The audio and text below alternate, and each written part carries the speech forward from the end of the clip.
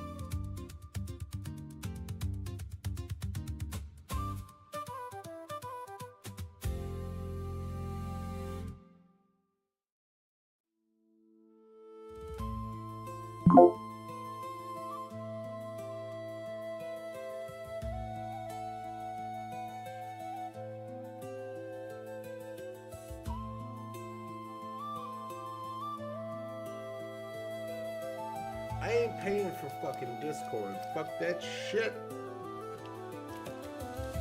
Pay for enough shit. I ain't paying for a fucking talking service. 18 alternatives. Where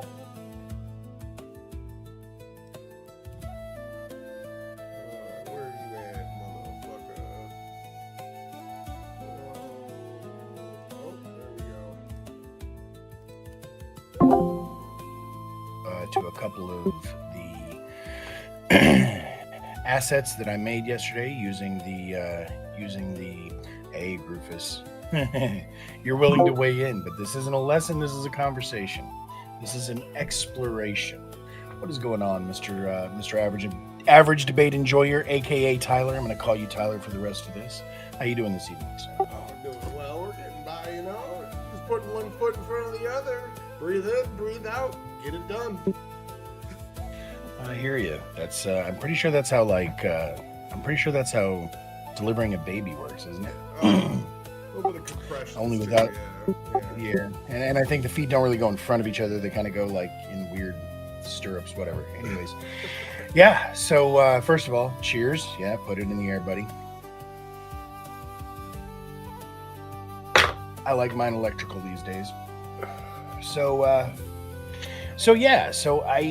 at this point, this conversation, just so you know, Groofus, and anybody else who's trickling in, is going to start out just between Tyler and I. I know he has a heart out at bedtime, but I have explored this topic before, and it seems like it is something that bears further investigation. Here in the DMZ, I consider good faith to be very, very important. But I also find that it's difficult for people to agree on what exactly good faith looks like. A couple of the quandaries or hypocrisies that I find myself running into is that some people think that in order to be good faith, you can never be dishonest or present ideas you don't necessarily hold.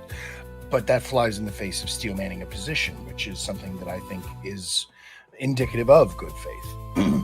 Some people think that good faith means that you never use any sort of intellectual trickery. You don't lay traps, etc., etc. You only engage directly with the information being given to you. But on the same token, there are some situations where in a debate, you have to use, for lack of a better word, trickery, but really it's tactics, it's strategy. You have to approach things from different angles. You have to think around corners. You have to peel back the onion. So with that said, I'm curious to start this off, and a lot of there's going to be a lot of back and forth, but a lot of this is going to probably be me listening to your thoughts on the subject as well as chat. Tyler, what does good faith mean to you? Well, I wrote some chicken scratch down, and so it's not gonna. Let me be hear a your chicken coherent- scratch. Yeah, it's not gonna be a coherent opener. So I wrote. Everyone thinks they're good faith. And I think it's kind of at the end of the day, it's the same way we all think we're a good person because most of the times you engage with people, you don't have any hidden nefarious motive. Your intent is good and pure. To me, good faith is really down to the intent level. What was your intent in that conversation? If it was to hear out the other side, even if you're steel manning, even if you're playing devil's advocate, blah blah blah, it's to hear out and properly interpret the other side and respond to what they're saying directly without some sort of underlying means of trickery. You can still use tactics and whatnot, but so to me, there's a desire to be good faith and a societal expectation of it. It's a virtuous trait that people try to aspire to, even if they don't necessarily live up to it every time they speak. So I'll get to why I think that is why it is in a second. But good faith in practice might be somewhat subjective in the actual tactics. And I used whataboutism as an example. To me, whataboutism is a fantastic argument in certain circumstances, and it's the fundamental groundwork of what our legal and political precedent system is. It's what about what the last guy did and the courts allowed. So it can be used very well, but other people see it as a non-starter because it's often used to deflect away from giving a solid answer on a particular question. Well, your guy did X bad thing. Yeah, but what about your guy instead of addressing the question in front of you? And I completely get that. It's not the tactic, it's the intent. So I'd say you can use these tactics for bad intentions or good, to dodge away from answers and be a skeevy little bitch, or to actually try to enlighten somebody as to what your point is.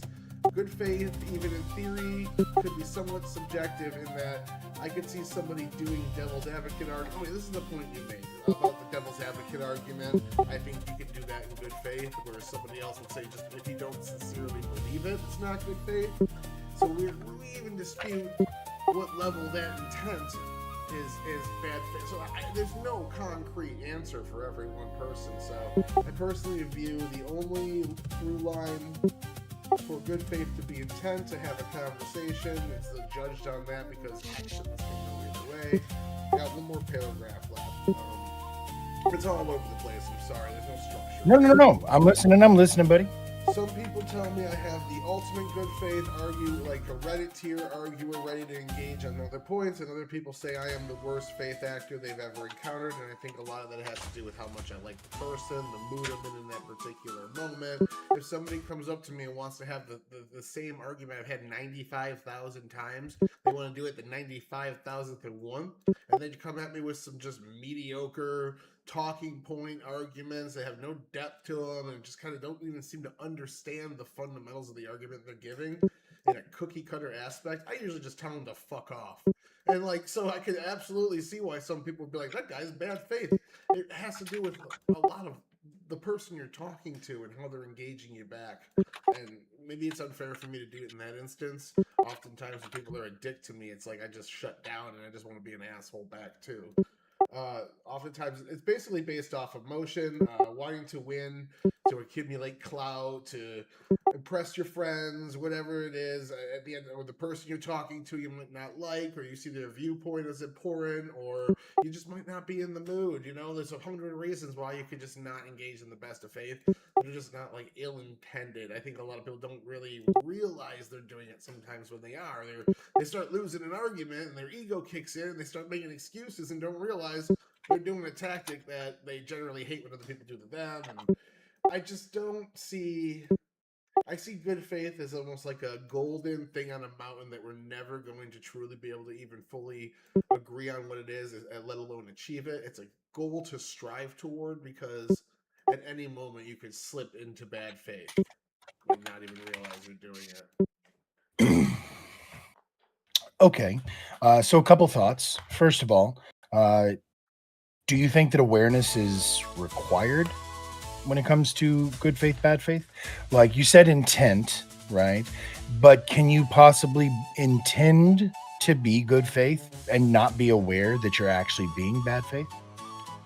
I think the intent can be there, absolutely. You can engage in unknowingly engage in bad faith tactics and lines of argument and poor ways to, but you can engage in the bad way to use whataboutism and not know in ignorance. And that's kind of what I was saying, is a lot of people don't realize in the moment they're doing it because their intent is good, but it's intent of the person, but also the intention of the specific tactic that you're using in that particular moment on that level makes it a bad faith tactic.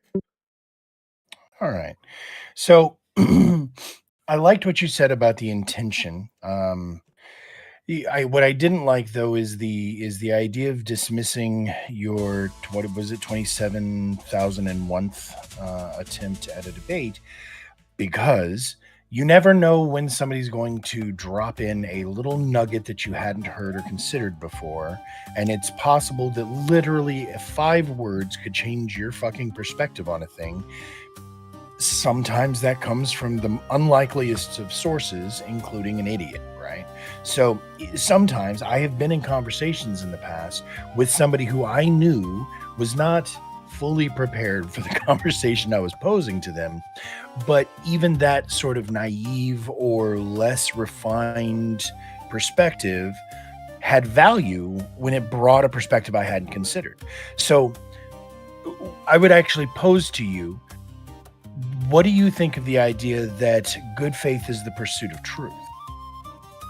Because that's one of the ideas that I had considered was, and it comes down to intent, right?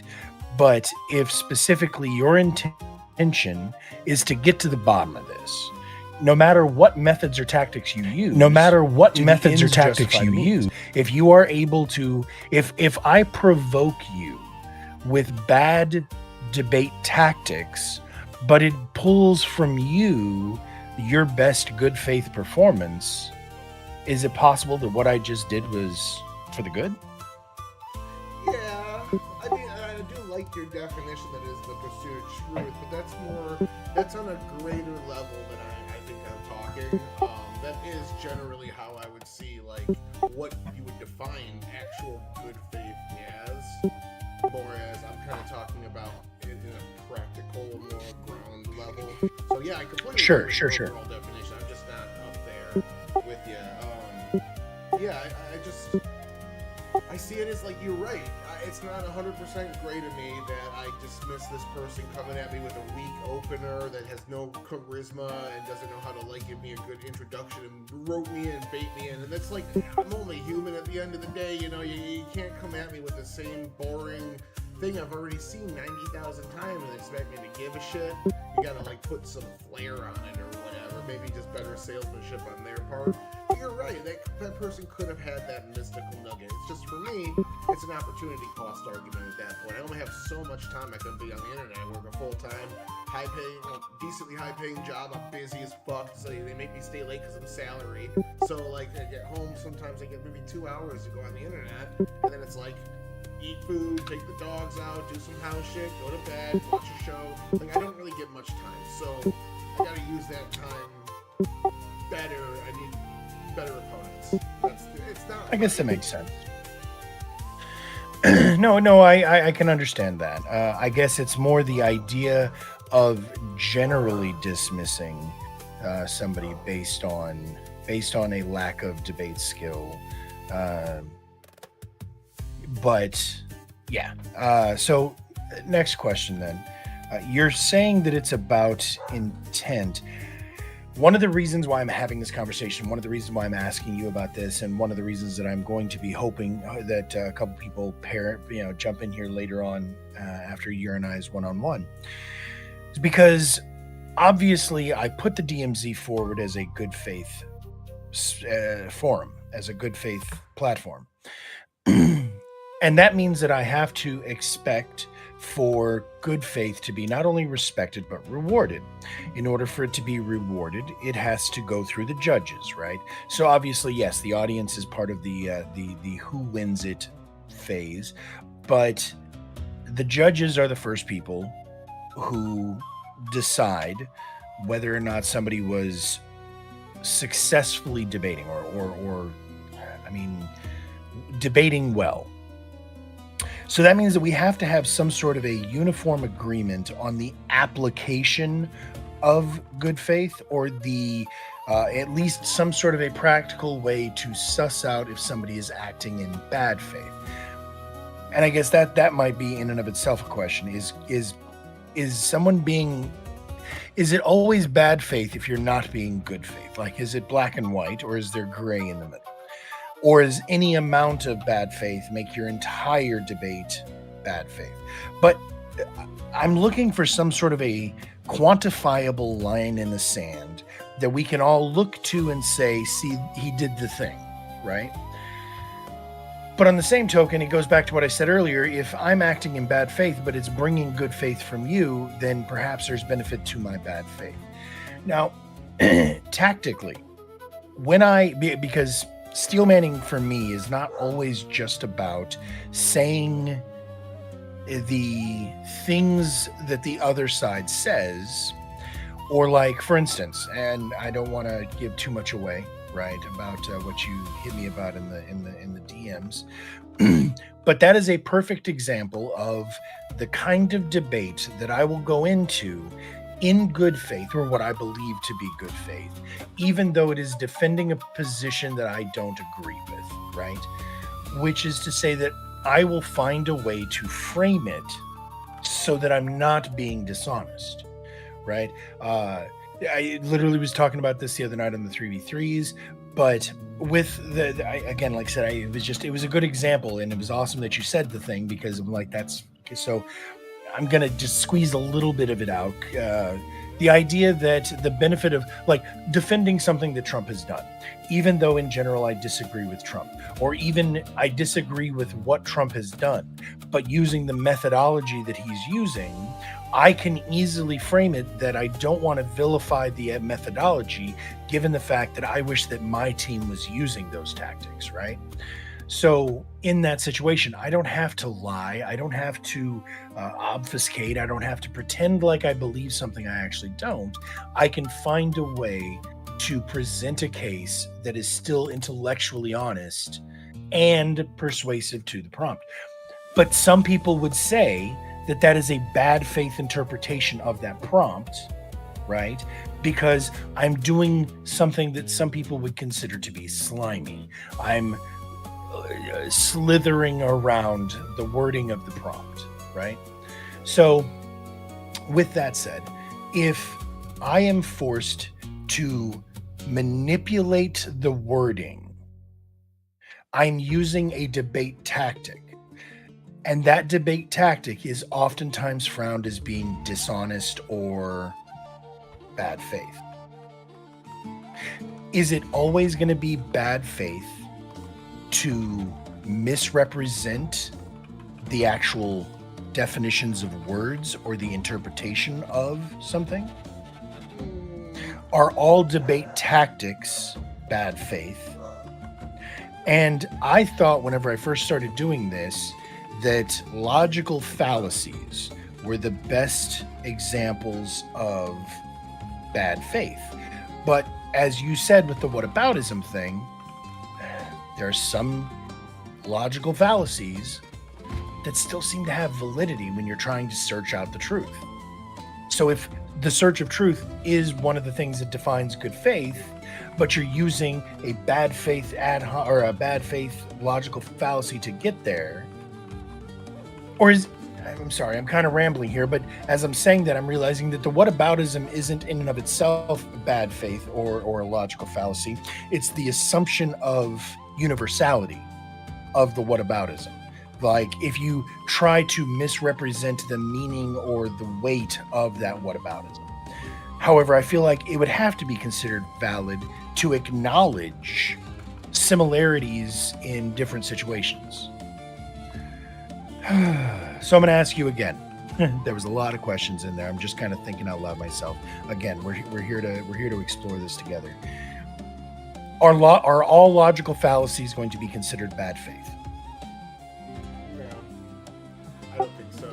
I think that a lot of these tactics, sophistry, logical fallacies, do often sometimes have their place. If you're having an argument and somebody brings up polling data, it's perfectly fine to to make an appeal to ad populum, because literally that's fucking what polls are, you know? Like, so there's circumstances where all of these things fit. I don't think there are some outright tactics that no matter how you do them, they cross the line.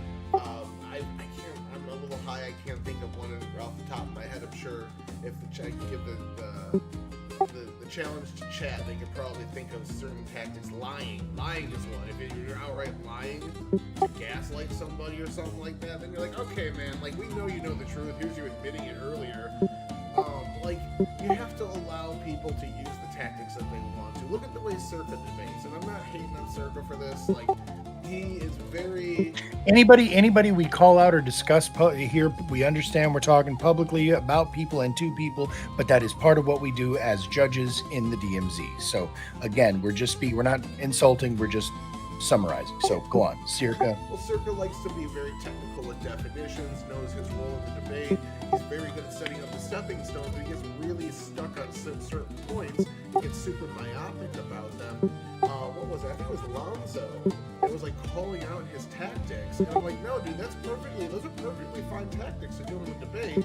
Like, if you're the affirmative, you almost want to take your opponent down a road that's like kind of off topic, but close enough to keep them interested, because that means they're not challenging your affirmative statement to win. Like, it's kind of I'd say if the goal is to win the debate, which is what we're here for, bad faith is a little harder to judge in that aspect. I'd say you just have to say, okay, certain tactics are off limits. You can't flat out lie to somebody. You can't pull some moves that like Better Call Saul and see in a courtroom.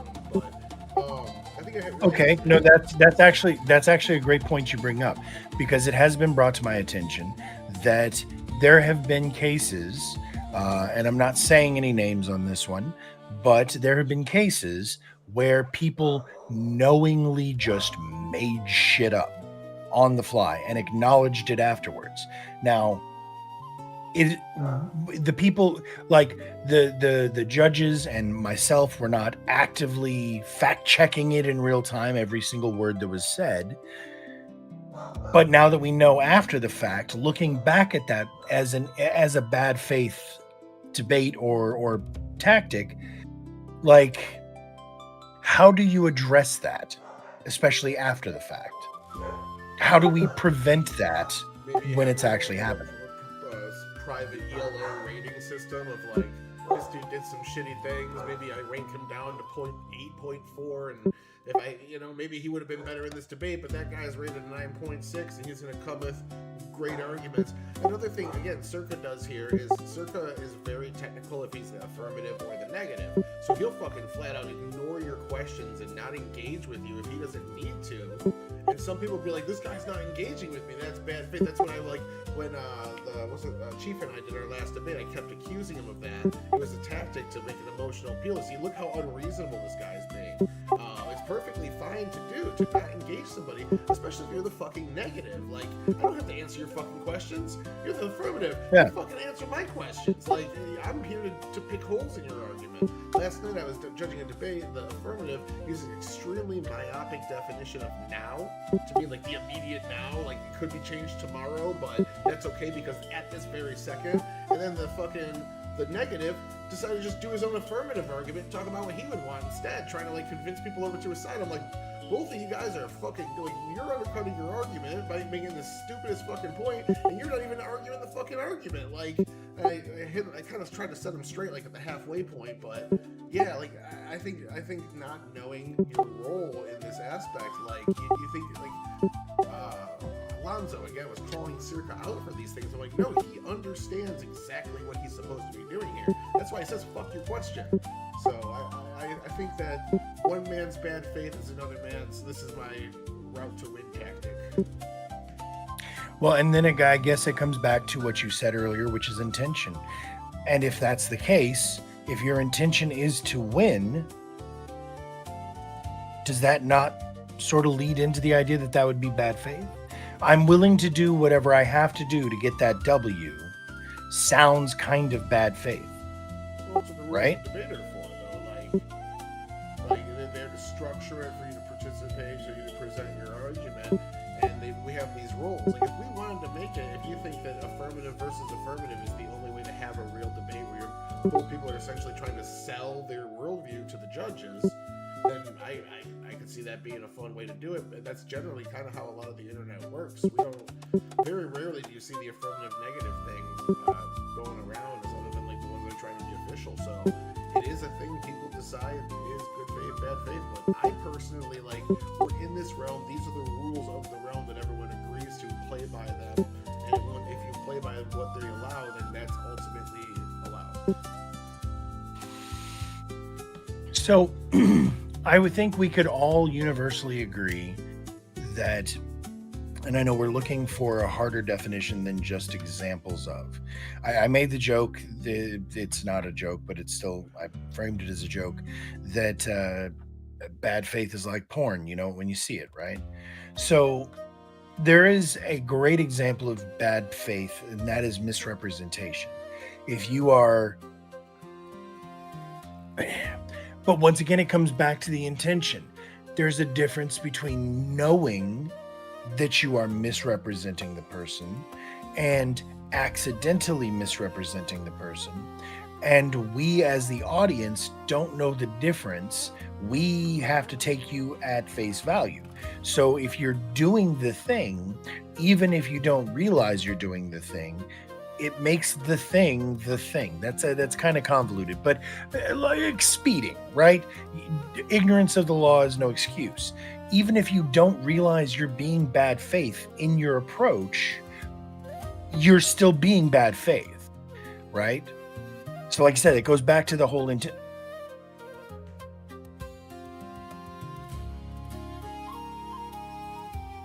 audience is seeing a whole lot of me right now. I see that. Yeah. Sorry. It's very expensive, so it doesn't happen very often. Anyway, that was my first ever online debate, for the record. That was me versus Chris Speaks about why somebody claimed, or his claim was that VTubers were the superior form of streamer. And so what I was doing there was intentionally changing my appearance so that I could hide who I was, the same as their little anime character, but I didn't have to be a bitch about it. So it was a bad faith debate. And that was funny enough. And it's awesome that you did that, Boy Band. Thank you. Because that was on that night, I did one good faith debate and one bad faith debate. And I know how I approached them both. Appreciate you there, Boy Band. I know how I approached them both. But that was the first time that I had this conversation on stream of what does good faith and bad faith really mean? How do I know that I'm doing it right? And so like with the bad faith one, I couldn't help myself.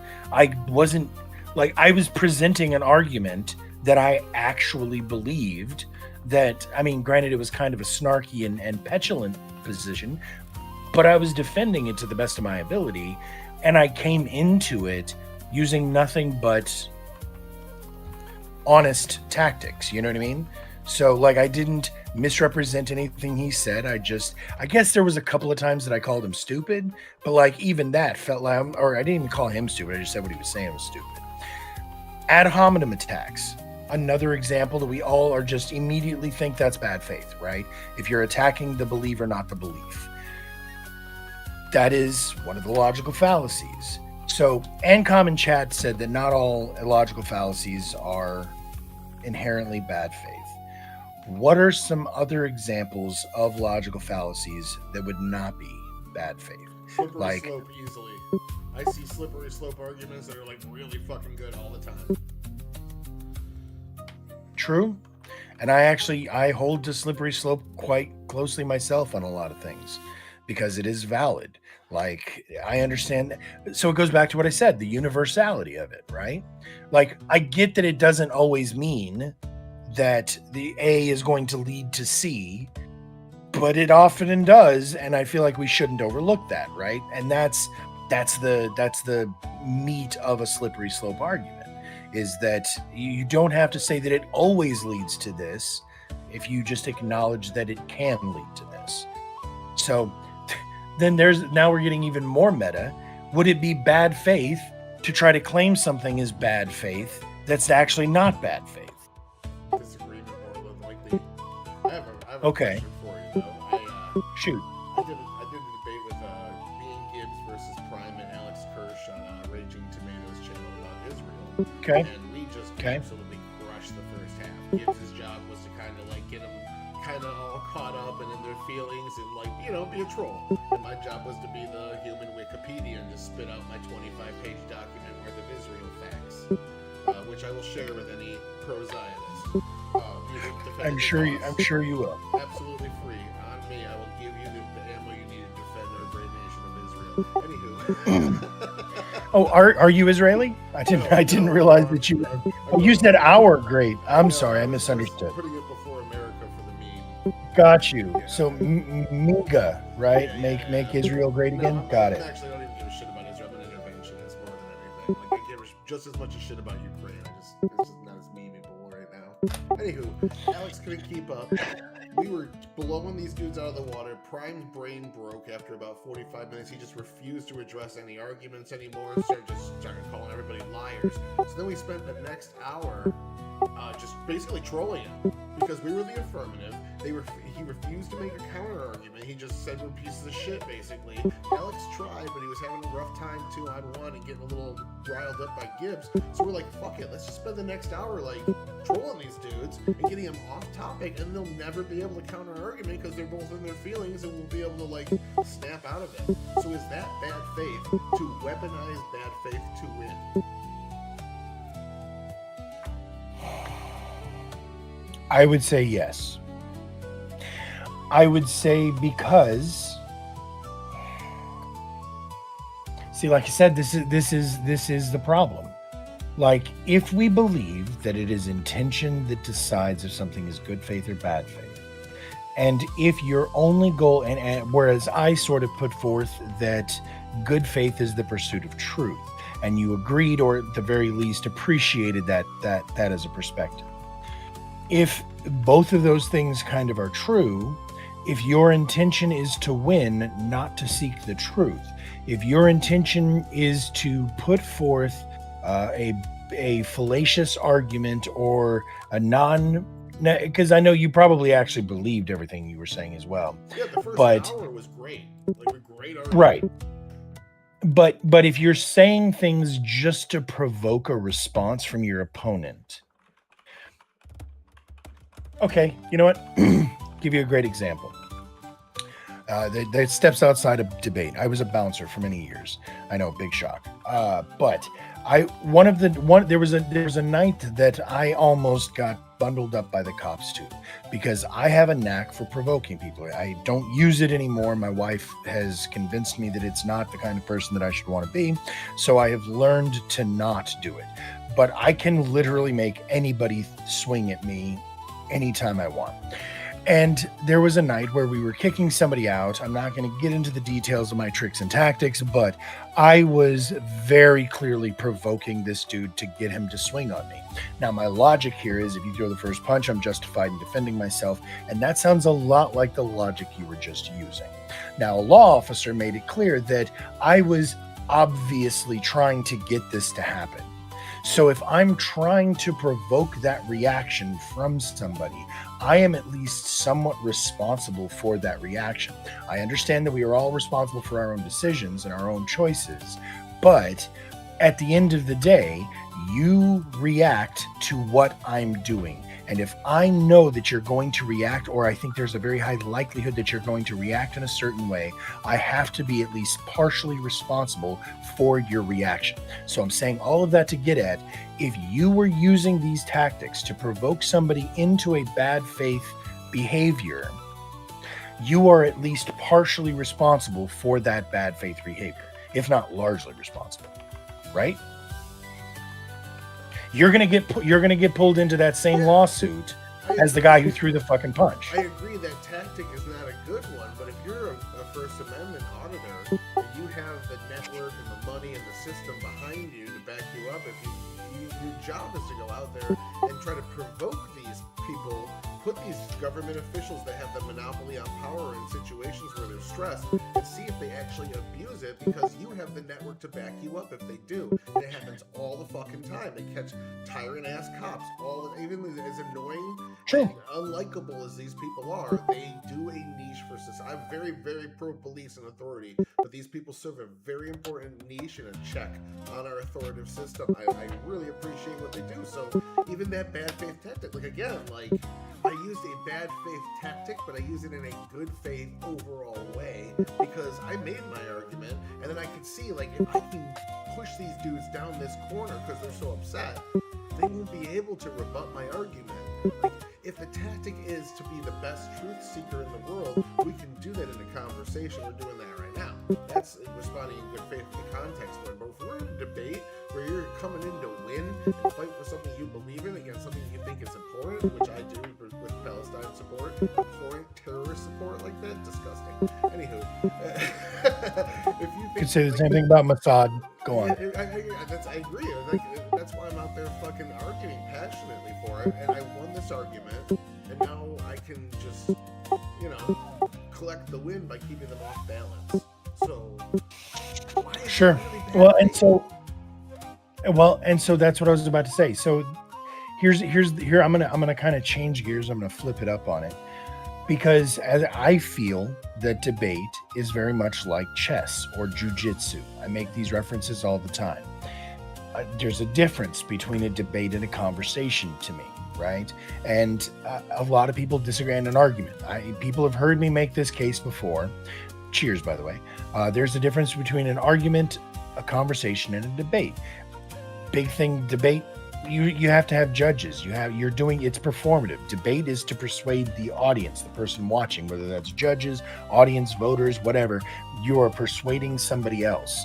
Conversation, I'm trying to persuade you, and an argument, I'm just persuading myself. I'm literally just reiterating shit that I already know. I don't give a flying fuck what you say because nothing you say is going to make any difference to what I believe, right? That's to me the significance. That's the difference. So with that said, if debate is performative and it is competitive, then you start getting into what is and is not acceptable. Like if it was jujitsu, poking you in the fucking eye is not acceptable. But if I bait you into a trap that I know you're going to fall for because I know you're an inferior jujitsu practitioner, what judo? No, that's a judoka. What do they call it? In the closet. You're good. Whatever. There's a name for a practitioner of jujitsu. What is a jujitsuan? I don't know that shit. I know the. All right. You don't explain to Jiu-jitsu, no, judoka, like I said, that's for judo. What is it for jiu-jitsu? Is it the same thing, Lethy? Do you know? Whatever. Sorry. ADD. So, if I bait you in with a trap because I know you're not as good at this as me, and so I know how this is going to go, it's not bad faith, is it? Like, even if I'm saying something, well, then it gets back to the truthfulness, right? Can you be dishonest and still be good faith? Is honesty required for good faith? I think so, yes. So in this instance, to me, it's less about baiting them into a trap and more about, in this instance, when he says, I refuse to even engage with their arguments, I'm not even going to try to respond to their affirmative. That to me is like taking your fucking queen and just moving it right where it can get taken 5 different ways and you can't retaliate. It's like, are you going to just let that fucking queen sit there? You can take it with a pawn, bro. He just moved it right up to your front of your pawn line. Are you gonna let it sit there, or are you gonna seize on that fucking opportunity? Because it's like, that's what happens when you have a fucking tantrum in the middle of a debate where everyone's prepped and ready to go. And you start having this emotional moment. It's like, okay, well, I'm gonna provoke that emotional moment, get you going down this path because you just gave me that. Like, I didn't even. Now, I would counter that what you're describing. It sounds more like they took their pieces and went home. Like they said, we're not playing chess anymore. Right? And at that point, does it not seem more intellectually honest? By the way, thank you for looking that up, Lethy. Apparently it is a jujutsuka or a jujutsuka. I'm not sure how you would say with the accent, but yeah. It would be more good faith in that circumstance to acknowledge the fact that they have seeded the debate at this point and to move on. Like at that point, it seems like there's no point in you provoking, like, and again, I'm not judging you, but you brought up this, and so we'll use it as the example we're going to kind of diagnose. You continuing to intentionally provoke them into further outrage and outburst made, even if everything you had done up to that point was good faith, and they detached from the argument, from the conversation, from the debate, they're no longer defending themselves, right? They said, I'm not even going to engage. So at that point, you're literally throwing hands at somebody with their hands down, right? And at some point, you're just a fucking bully. And I think that if you're trying to just intellectually bully somebody, that also comes across as bad. They never conceded the debate. So what happened was, instead of engaging in the argument we were making, he just started calling me a liar. He said everything I say is a lie. I did a previous panel with him and Doobie. It was like 4 hours long. It was like 6-on-1. I was the only person defending Israel. It was on Prime Show. Doobie, that's the lizard guy, right? Doobie, yeah, the frog. Frog. And like, I did a fantastic job. I didn't get every point worked right. I got a couple things wrong. Like, in a 4-hour fucking stream with 6 people attacking me. And he just immediately said, because I got that wrong, obviously I was fucking lying. There's no other else. I couldn't have been a simple fucking human being. I was obviously lying. So he goes into this long fucking tirade about how I'm a liar, how I want everyone to think I'm smart when I'm just using AI and repeating it, blah, blah, blah. And went down that path. So it's like, I then started challenging him with citations. Like, I went into he attacked my credibility, so instead of just ignoring it and getting back to the prompt, I defended my credibility. So it flowed into that naturally. It's not like, it was a conscious decision in my head. I could just ignore this. Like, he's not arguing the point. I could just go to my next point, or I could engage this and keep us stuck here. So he's the one that led us there. It wasn't like I was feeding. Sounds like a tactic. Yeah, I was feeding him. Sounds like exactly the tactic you said earlier about distraction. I was trolling him, though. I knew what he was upset about. I knew what he was doing. It was an active decision on mine and Gibbs' part. We were sending DMs back and forth. I'm like, keep him here. Keep him, like, yeah. He didn't challenge our shit. He just stayed locked in, attacking my credibility for like an hour. And then Doobie came up after on the after panel and did the same shit. They were so angry. And we were just having fun. Like, we were doing it intentionally to try to piss them off. And they got so mad. I'll send you the stream. It's a fun watch. I'm going to get comments to cover it. Yeah, please do. You said this was recently? 6 months. Okay. I'm just saying, it was complete, like, bad faith trolling on my part. I was actively keeping him locked into that, mocking him, getting him riled up. We kept I was like, I came here with the 25-page document. You showed up with some Mein Kampf. It was like shit like that. Like, oh, it was so much fun. Wow. Yeah. Okay, so we can think of a few examples of bad faith.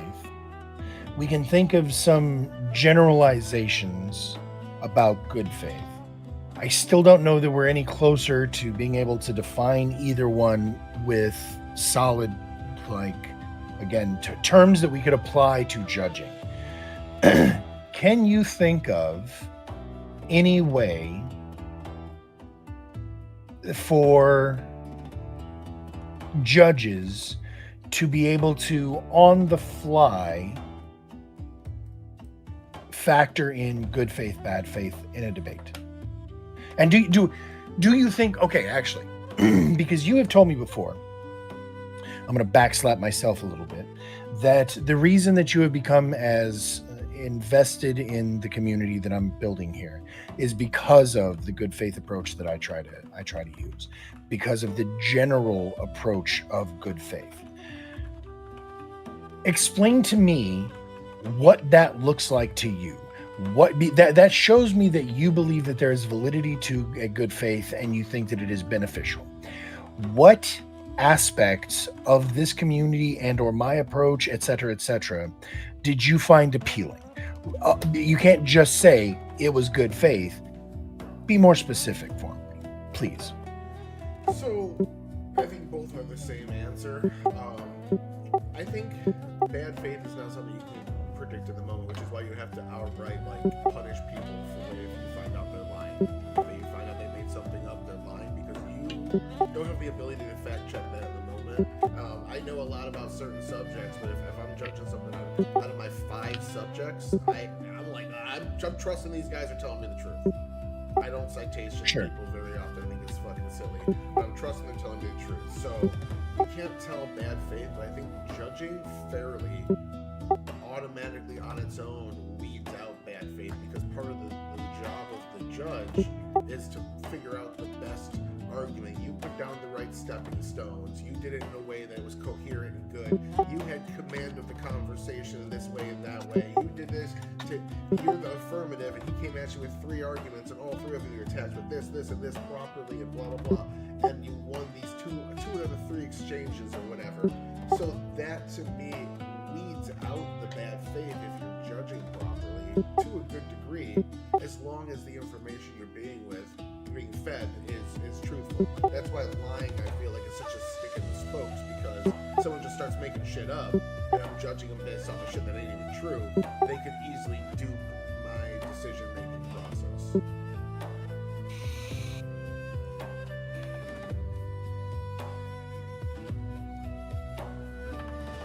Okay. I'm sorry. That was a lot of words.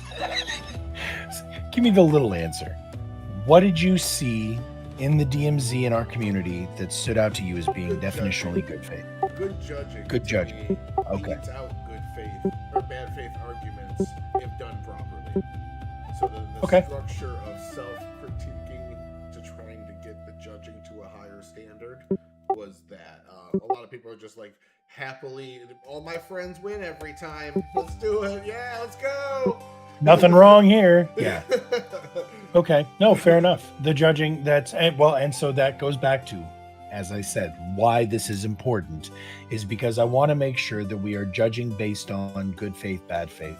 But that's not the only thing to judge based on, right? So with that, is there times that you can think of,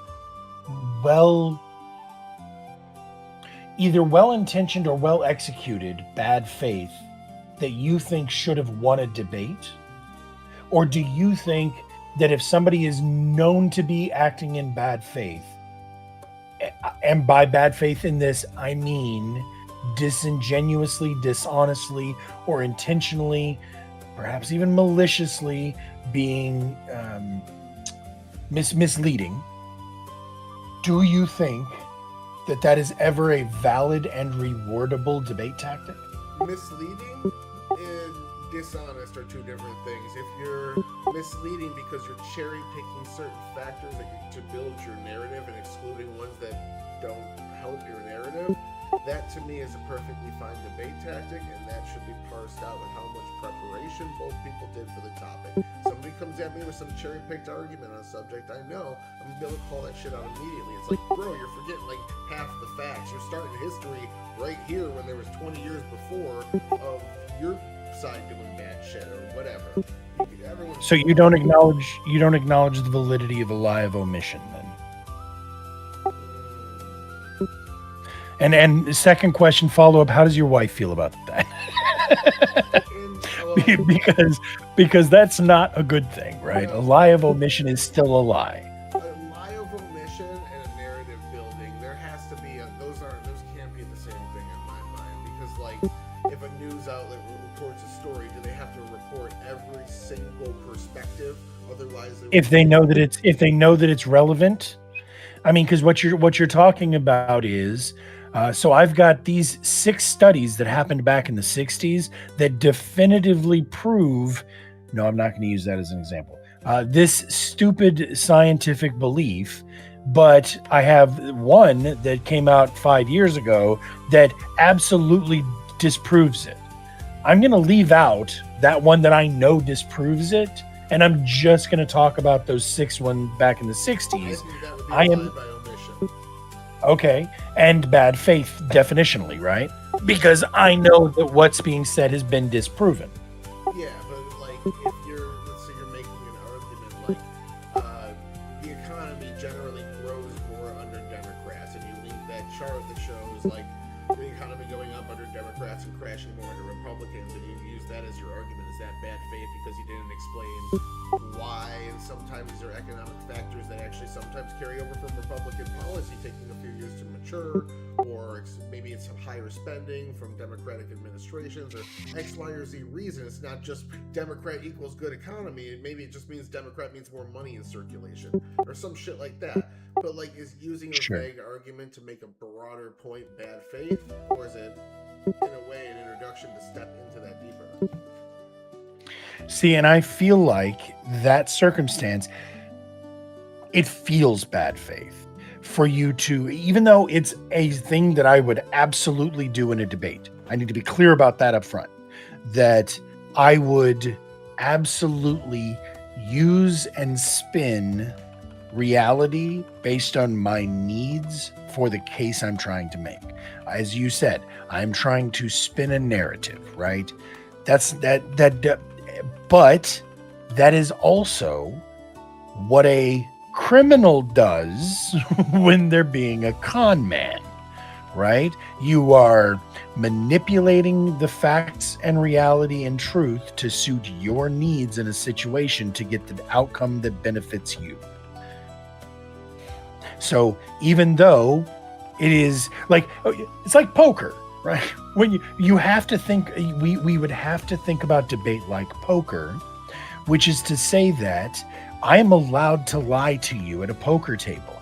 My intention is to mislead you or to control this to my benefit. In that circumstance, we know that there are certain kinds of behaviors that are considered cheating, that are just point blank cheating, versus dirty tricks, right? And so I would think that I could use dirty tricks and still feel good about myself, still sleep well at night if I get up from a poker table. Can I have that same approach to a debate? If I sit down at a debate and I know that I am spinning information in a way that suits my needs for this framing, but I understand full well that this could be framed in other ways, and this is not the only way to frame it, I am then going to do what I can to defend my framing. And in order to do that, I have to seemingly dismiss your framing. And if I am doing that, and I know that there could be or is some validity to your framing, I am being knowingly dishonest and therefore bad faith. Right? Yeah, I mean, it's convoluted, I know, right? I don't know, because I'm kind of thinking of a little bit of a counterexample. Like if somebody spurts off 10 points that they have already in their head, summarized in maybe a slightly partisan way. Yeah. Well, like Sure. Destiny will spurt out 10 points, and it's like he's already interpreted these particular, like something Trump said. He interpreted what Trump said a particular way. Maybe it's kind of reading tea leaves, but he thinks his interpretation is fact, maybe based off an echo chamber or ego, or he doesn't have a balanced media diet, or he's trying to get clicks to his channel. For whatever reason, he'll have all these points digested in a way that his interpretation is more subjective than objective, and so it's what he saw it as, or what he framed it as, and he'll push all those points out. Is that ultimately bad faith? Because he thinks he's just like throwing out bullet points to his argument. I use that tactic a lot. He believes every single thing that he said. He did not think that there was any fallacies to anything that he said. Exactly. So in that circumstance, he did not know, or he does not think that there is any sort of... He believes that what he's saying is true. What I'm saying is, if I know that there is a possibility that what I'm saying is not true, or that what you are saying might be true, and I'm debating against it, is that not bad faith? That's not the same as Destiny saying a whole bunch of shit that he said he does believe. If you're not sure about it, yeah, you probably shouldn't be using it. That's akin, like if you're saying something you're not sure is true, there's a chance you could look it up and could be completely wrong. In effect, that to me is as bad as lying. You can't tell. You can't read minds, so you have to assume if somebody crosses that barrier and uses false information, like blatantly false, not interpretively false. Like if Trump makes a comment about MS-13 and someone says he made that about all immigrants, and it's like a dispute about the interpretation of this, that I think is fair game, and you got to make sure you allow for that. If like someone interprets a situation reading tea leaves in a way, that needs to be allowed. But if they just flat out say like a false statement, and if they're proven wrong and they double down on it, especially in the debate, that has to be punished, kind of like a lie.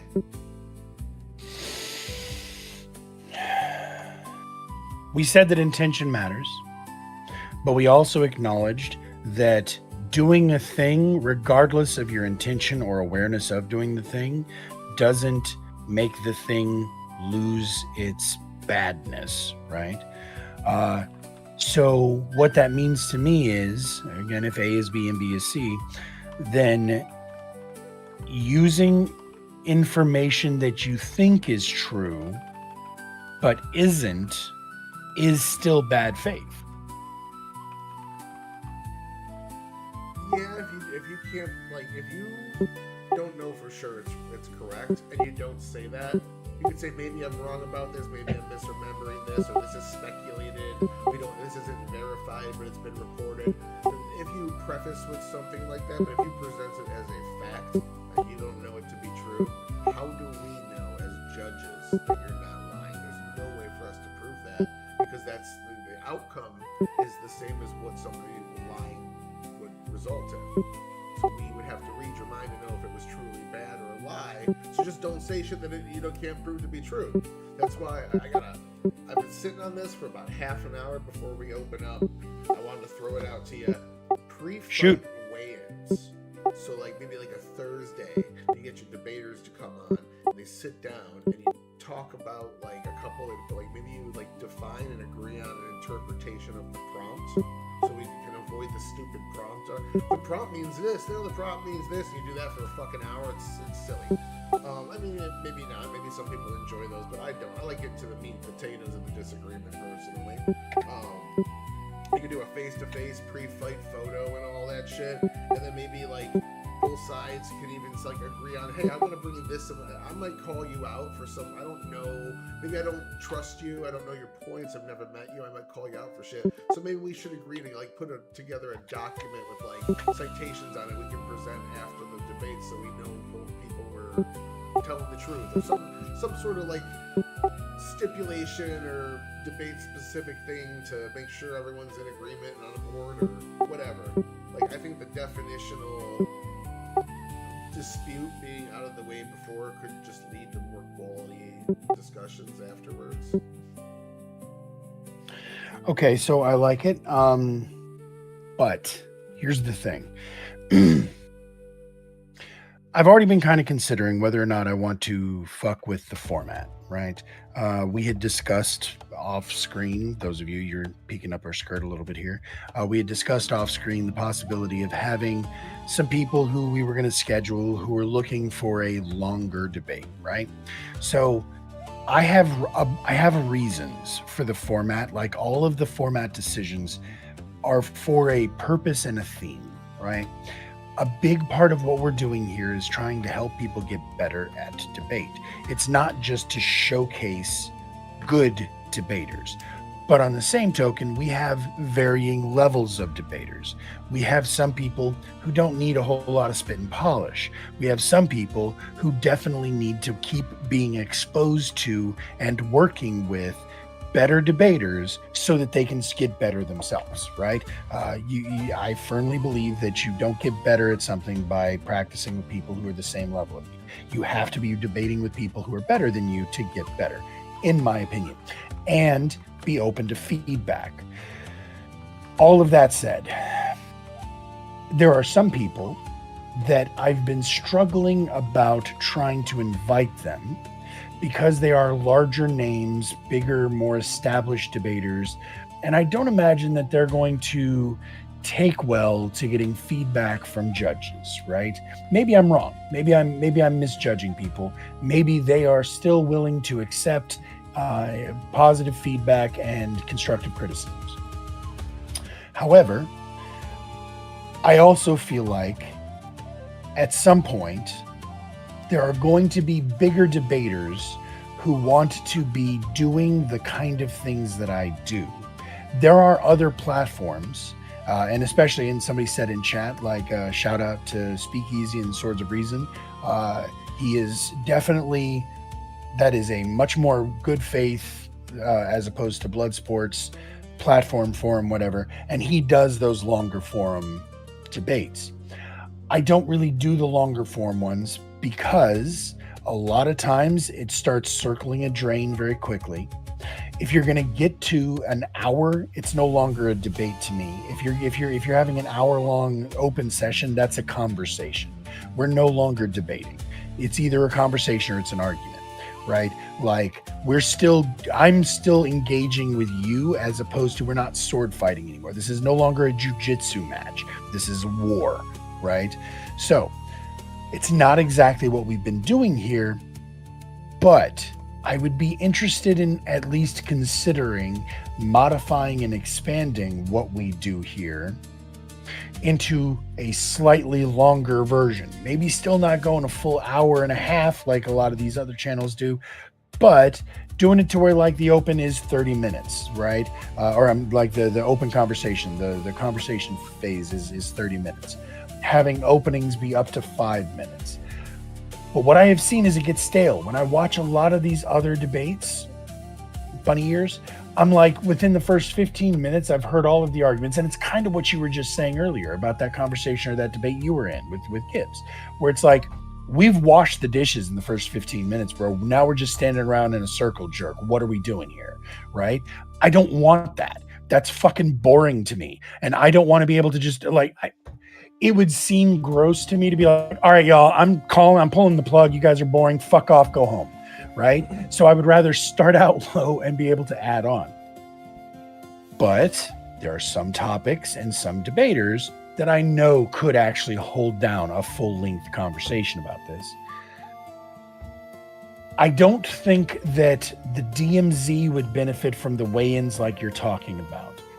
I do think that an actual like formal debate, if I was to have like a showcase debate, would benefit from that. But my inclination there would be to do it live. That's fucking content, bro. And now we're just debating the debate. We're pre-debating. Like, well, you know what I'm saying? So I like the idea. I get it, but I don't know that it's a fit for what we're doing here. Does that make sense? I would love your thoughts on the expanding the idea or doing like maybe that's what Thursday nights become, because I'm streaming Wednesday, Thursday, Friday, Saturday. We are now to a point where Fridays and Saturdays are the DMZ. I was kicking around the idea of maybe Fridays being 3v3s and Saturdays being 1v1s. I did 2 3v3s last week to see how both of them worked on Friday and a Saturday for me and my life and schedule and everybody showing up. I'm doing 2 3v3s or 1v1s this week. Do I just do them intermittently? Do I do them based on what people respond? Does it actually matter? I get a lot of people who seem to like both equally. So since you brought up the other stuff, I'm sorry. I just fucking bleh. I stoner dumped on you, but respond. Yeah, no, it's like the reason I say this is because you've been in a couple of the pre-debate chats with people that I've done debates with, and it's like, yes, definitions. Love it. Yeah, we read the prompt and how we're going to interpret it and go from there. And if that could be something just kind of put into practice to some degree, even if it's just in the DMs, like it would help. Because a lot of times the debates get stuck on like weird definitional arguments that could be cleared up with a conversation when there's not the pressure of winning. So, I don't know, but isn't that part of the fight? Like watching the debaters. So you did. I assume you did competitive debate like in school, right? At some point, no. Okay. I was a jock. Fair enough. I was a little bit of both. Okay. in a formal debate, and this isn't like I'm not trying to mansplain the shit to you, so you might already know all of this, but in a formal debate, and what we do here is a modified Lincoln Douglas style. When you go into this debate, you have the prompt. You have to be prepared to argue both sides of the prompt when you show up, because you're probably gonna, especially if you win. Like, you don't know if you're going to be on the AF or on the neg for your next round until you find out your next round, right? So the point is that we don't get to discuss in advance, and the ability to control the narrative and control the prompt is a big part of that jujitsu. One of my favorite prompts when I was in high school was the limiting of constitutional freedoms as a just response to terrorism in the U.S. Yeah, 30 years later, I still fucking remember it. Limiting of constitutional freedoms is a just response to terrorism in the U.S. The prima facie on that is that you're limiting the freedoms given by the Constitution. As soon as I saw that prompt, I said, well, hold on. Constitutional means of or pertaining to the Constitution. And if we frame this as limiting the freedom of the Constitution instead of the freedom from the Constitutions, or the constitutional freedoms, the freedom of the Constitution is its ability to change. And why would we want to limit the ability of the Constitution to change when the whole beauty of it is its ability to adapt to new phenomena, blah, blah, blah, blah, blah. So I went into this, when I went on the AF, I was literally setting it up so they were arguing my case because I got to frame it first. I didn't want to have the conversation you're talking about. I would have it wouldn't work. But what was funny was whenever we came back and I saw them later on, they were trying to use my arguments against us. So I was like, okay, this is how you knock that down to the team that they were against. That's part of the game to me. You see what I'm saying? Yeah. Like, I hear you. Fuck. I'd be willing to be persuaded here because I guess that you're right. I don't want If the interest is good faith. I don't want you to. If the interest is good faith, though. You don't have to give up your arguments and tactics, but like, I don't want to hear like a definitional argument about the prompt. Like, I want to hear the actual subject matter the prompt is about, and not people like confused as to the complexities of it. And this is again, I hate to keep fucking standing up for the guy. He's a big old douche, but Circa runs into this problem so much that he's like arguing properly as a debater and arguing the prompt in a very like technical way, and a lot of times it goes over people's heads. So stop making me stand up for this guy. No, I won't. I refuse. He is a very solid debater. I'm going to say something live here that I don't think I've actually said before, and I definitely haven't said to him, but I would be happy to say it to him. So that said, feel free to tell him I said so. I noticed a significant difference after Circa went off to the trenches in these bad faith and blood sports environments. Circa's approach changed. When Circa first started debating with us in the DMZ, he was always very polite, the decorum, the etiquette, et cetera, was solid. But then after he started going to these other places, he came back and was being combative in a very different way. And it was a noticeable difference, and I was sad for it. Circa is a very solid debater. Don't be mad about the fact that he, like, whenever I watched him with the Andrew Wilson guy, even Andrew Wilson complimented him afterwards. I thought it was funny that Andrew Wilson's chatters were all trying to shit talk him, and it's like, dude, just gave him props. Did y'all miss that? Like, whatever. The point is that he's swimming in the deep waters and is floating just fine. So the talking over people, like, he won't let people get a sentence out. He'll start like rumbling and rambling over them. He's obviously not listening to like even the fucking whole first sentence of what's being said to him. He just goes, that to me is like, bro, I get you're getting a little frustrated here, but you at least have to listen and engage in what's being put in front of you. You have to tell him something 3 times sometimes for him to pick it up, and when he gets like that. And that is where I'm with you. Sure. Well, okay. So concessions. I wrote it a little while ago. I was waiting for the circle to get there, and we're close enough. So another thing that I think is important for good faith is the willingness to acknowledge, right? So, and this is where it's hard to do competitively unless you do it afterwards, which is the other thing why we do the way we do at the DMZ. In the middle of a debate, if you make a really good point and I'm like, fuck, yep, you got me, good job, that's not going to win me that debate. There's no point in us having this debate. That's not what debate is. But maybe it's what debate should be. Maybe those sorts of conversations are what the space is missing. Is it possible?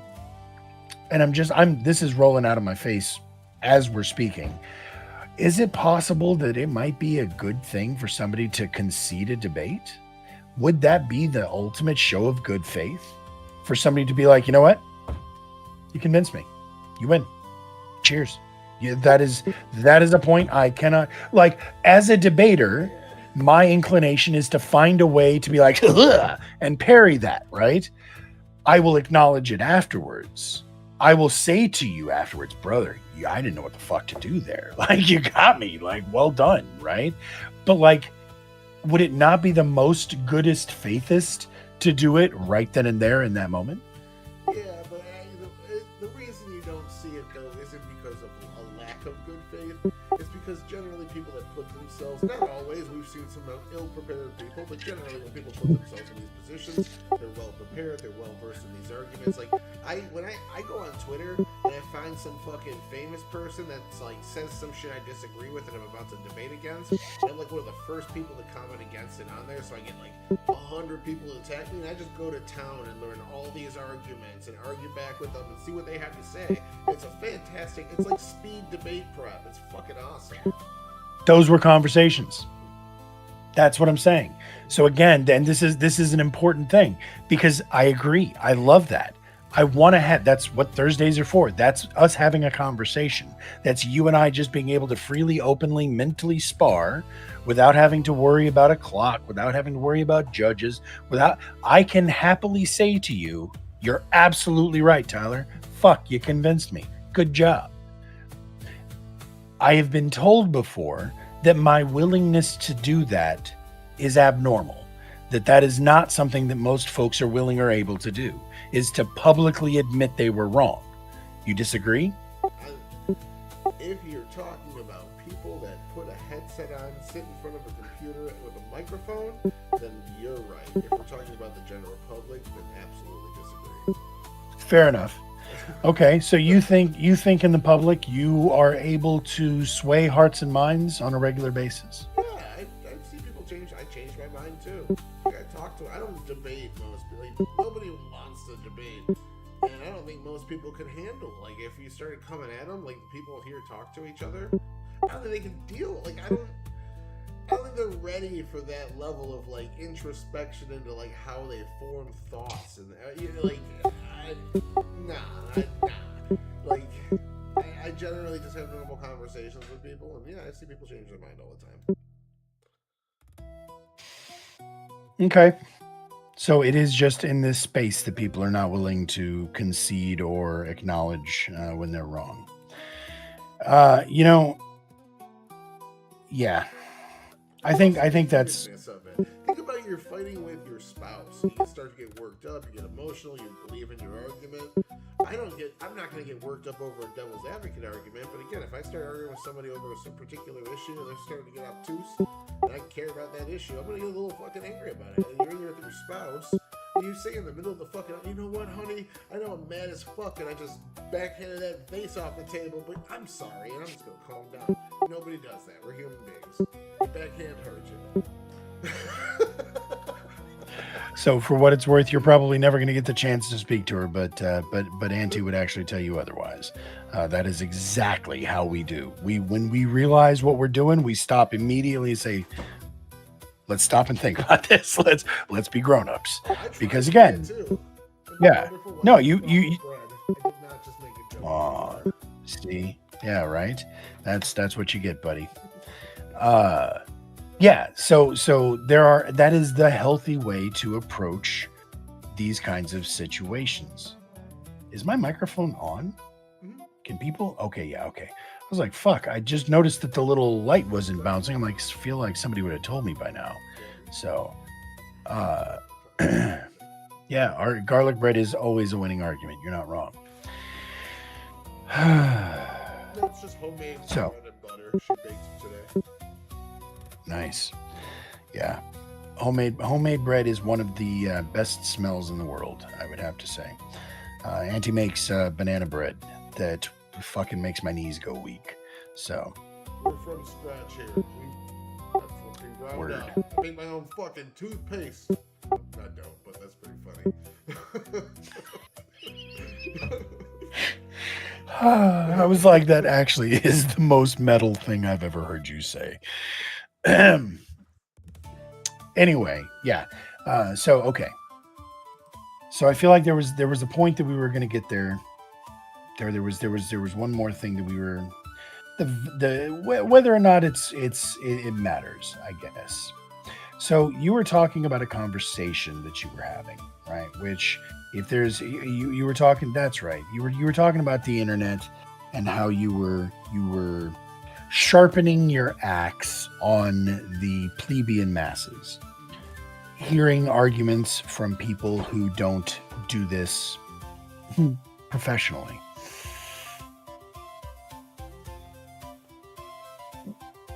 First of all, when you are narrative building and you're persuading people, because I'm going to assume you would consider yourself to be a persuasive person, right? To be a good debater, you kind of have to be persuasive, right? Yeah. Okay. I have to understand how to lay down the stepping stones of an argument. Yeah. If you are trying to persuade somebody to change their mind about a position, you're literally manipulating their beliefs. You're manipulating their perceptions, their perspectives. Is that... And you are specifically doing this to people who have lesser level of intelligence than you. Even if you're doing it for your own, for their good, in your opinion. Because anybody, well, I guess that, there we go. Fuck, I answered my own question. We're getting back to intent. If you are manipulating somebody and you are doing it, you believe for their good, but you're still being a manipulative person, right? You're a con man. You're just a well-motivated con man. Is that a good thing? We're taking the word faith off of here. It's just good or bad. But if you were doing it for yourself or for your own gain, that would be bad. But I guess that we could probably get into the idea that as I've said before, I think that all good deeds are selfishly motivated. I'm a big individualist. I think everybody should do what's best for them and their little family unit. That would make the best country, because you know what's best for your family more so than like one central entity would. Yeah. Well, like whenever I do, if I'm giving somebody a hand with something, there are a litany of everything from just, hey, I feel like I did a good deed. Hey, I feel like I got a couple of good karma points, right? Like Mother Teresa was doing the things she did to secure her position in heaven, right? Like, yeah, it was the right thing to do. It was the nice thing to do. She was doing it because she was told that that's what a nice person does, that's how you get into heaven. So she was doing it for her own good at the end of the day. Even if you believe that, like, and I've had this argument, like this is an argument I've had with a lot of like right wingers when it comes to helping homeless people. Is it's like, okay, let's motivate you selfishly. Let's say, do you want to step over these people on your way into your golden high rise? Like, Do you want these people literally dying in the streets on your commute? Is that like, I can understand general ambivalence, but this directly negatively impacts you. So with that, all good deeds are ultimately selfishly motivated.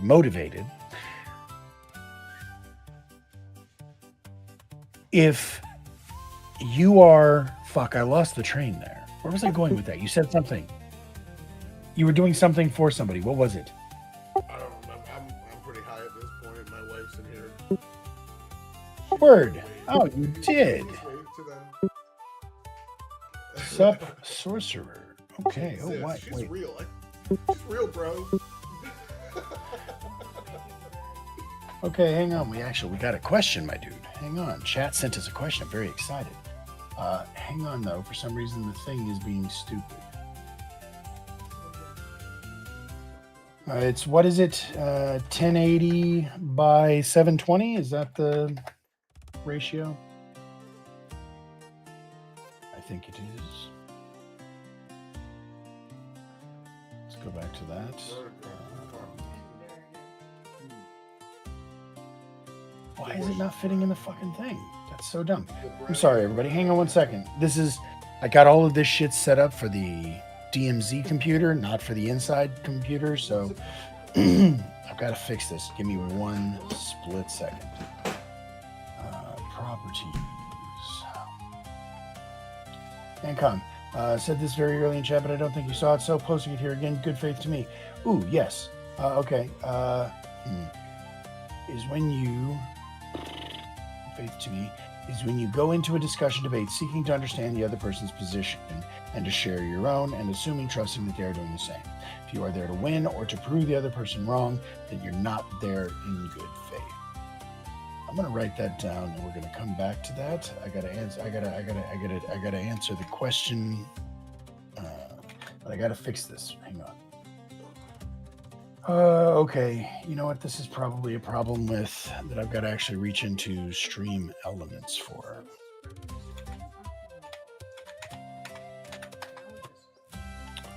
Give me 1 second, everybody. Please forgive me. It'll just take a second. Here, let's try this. Yeah, That was the streaming tools, overlays. Elements. Oh, elements. Back.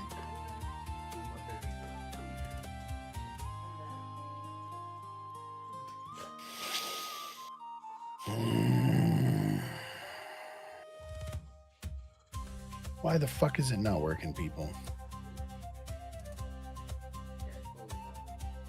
Y'all don't even... Oh, there it is. Okay.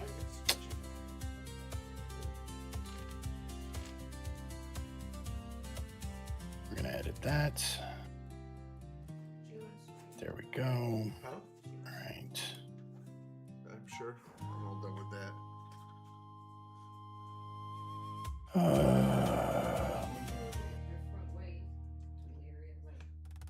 No. I'm trying to have a conversation right now. I'm sorry. I can't. That's his. We're fixing it. We're fixing it. Get out of here. Get. Go on, get. Get out of here. I can't even look. Save. All right, let's see. Did that fix it? Come on.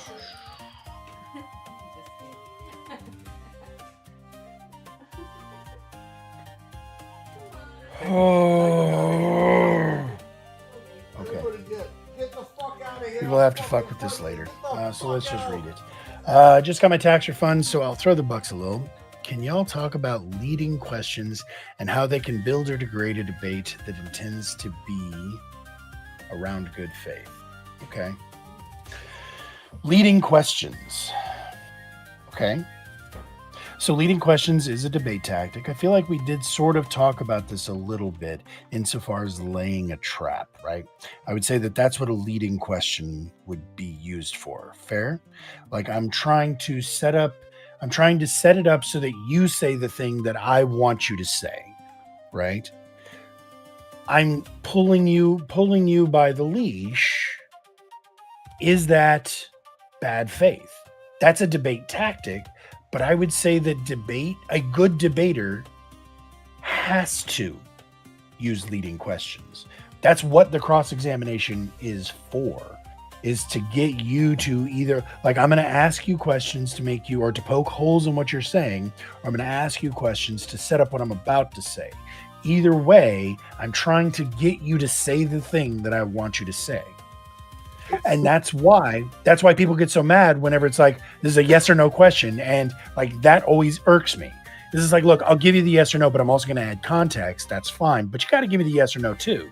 But a lot of people, as soon as they realize that it's like, okay, I see where you're going with this. So no, I'm not going to play your game. So the reason why leading questions are bad in trials is because a member that's going up to testify is somebody that's probably nervous, maybe they're facing charges, etc. They're just an normie that like got jettisoned into something that they're probably not equipped for. They don't have the mental capacity and giant brain and high charisma of a Twitch streamer. They can't handle what we do or attorney day. Yeah, or attorney. Yeah. So at the end of the day, I'd say a leading question, like, come at me with that shit. I'm gonna call your question fucking leading and stupid. It's my responsibility as a debater. I agree that if it's, I mean, sometimes they're acceptable. I could think of some like light leading questions that it's like, you know, you're building something.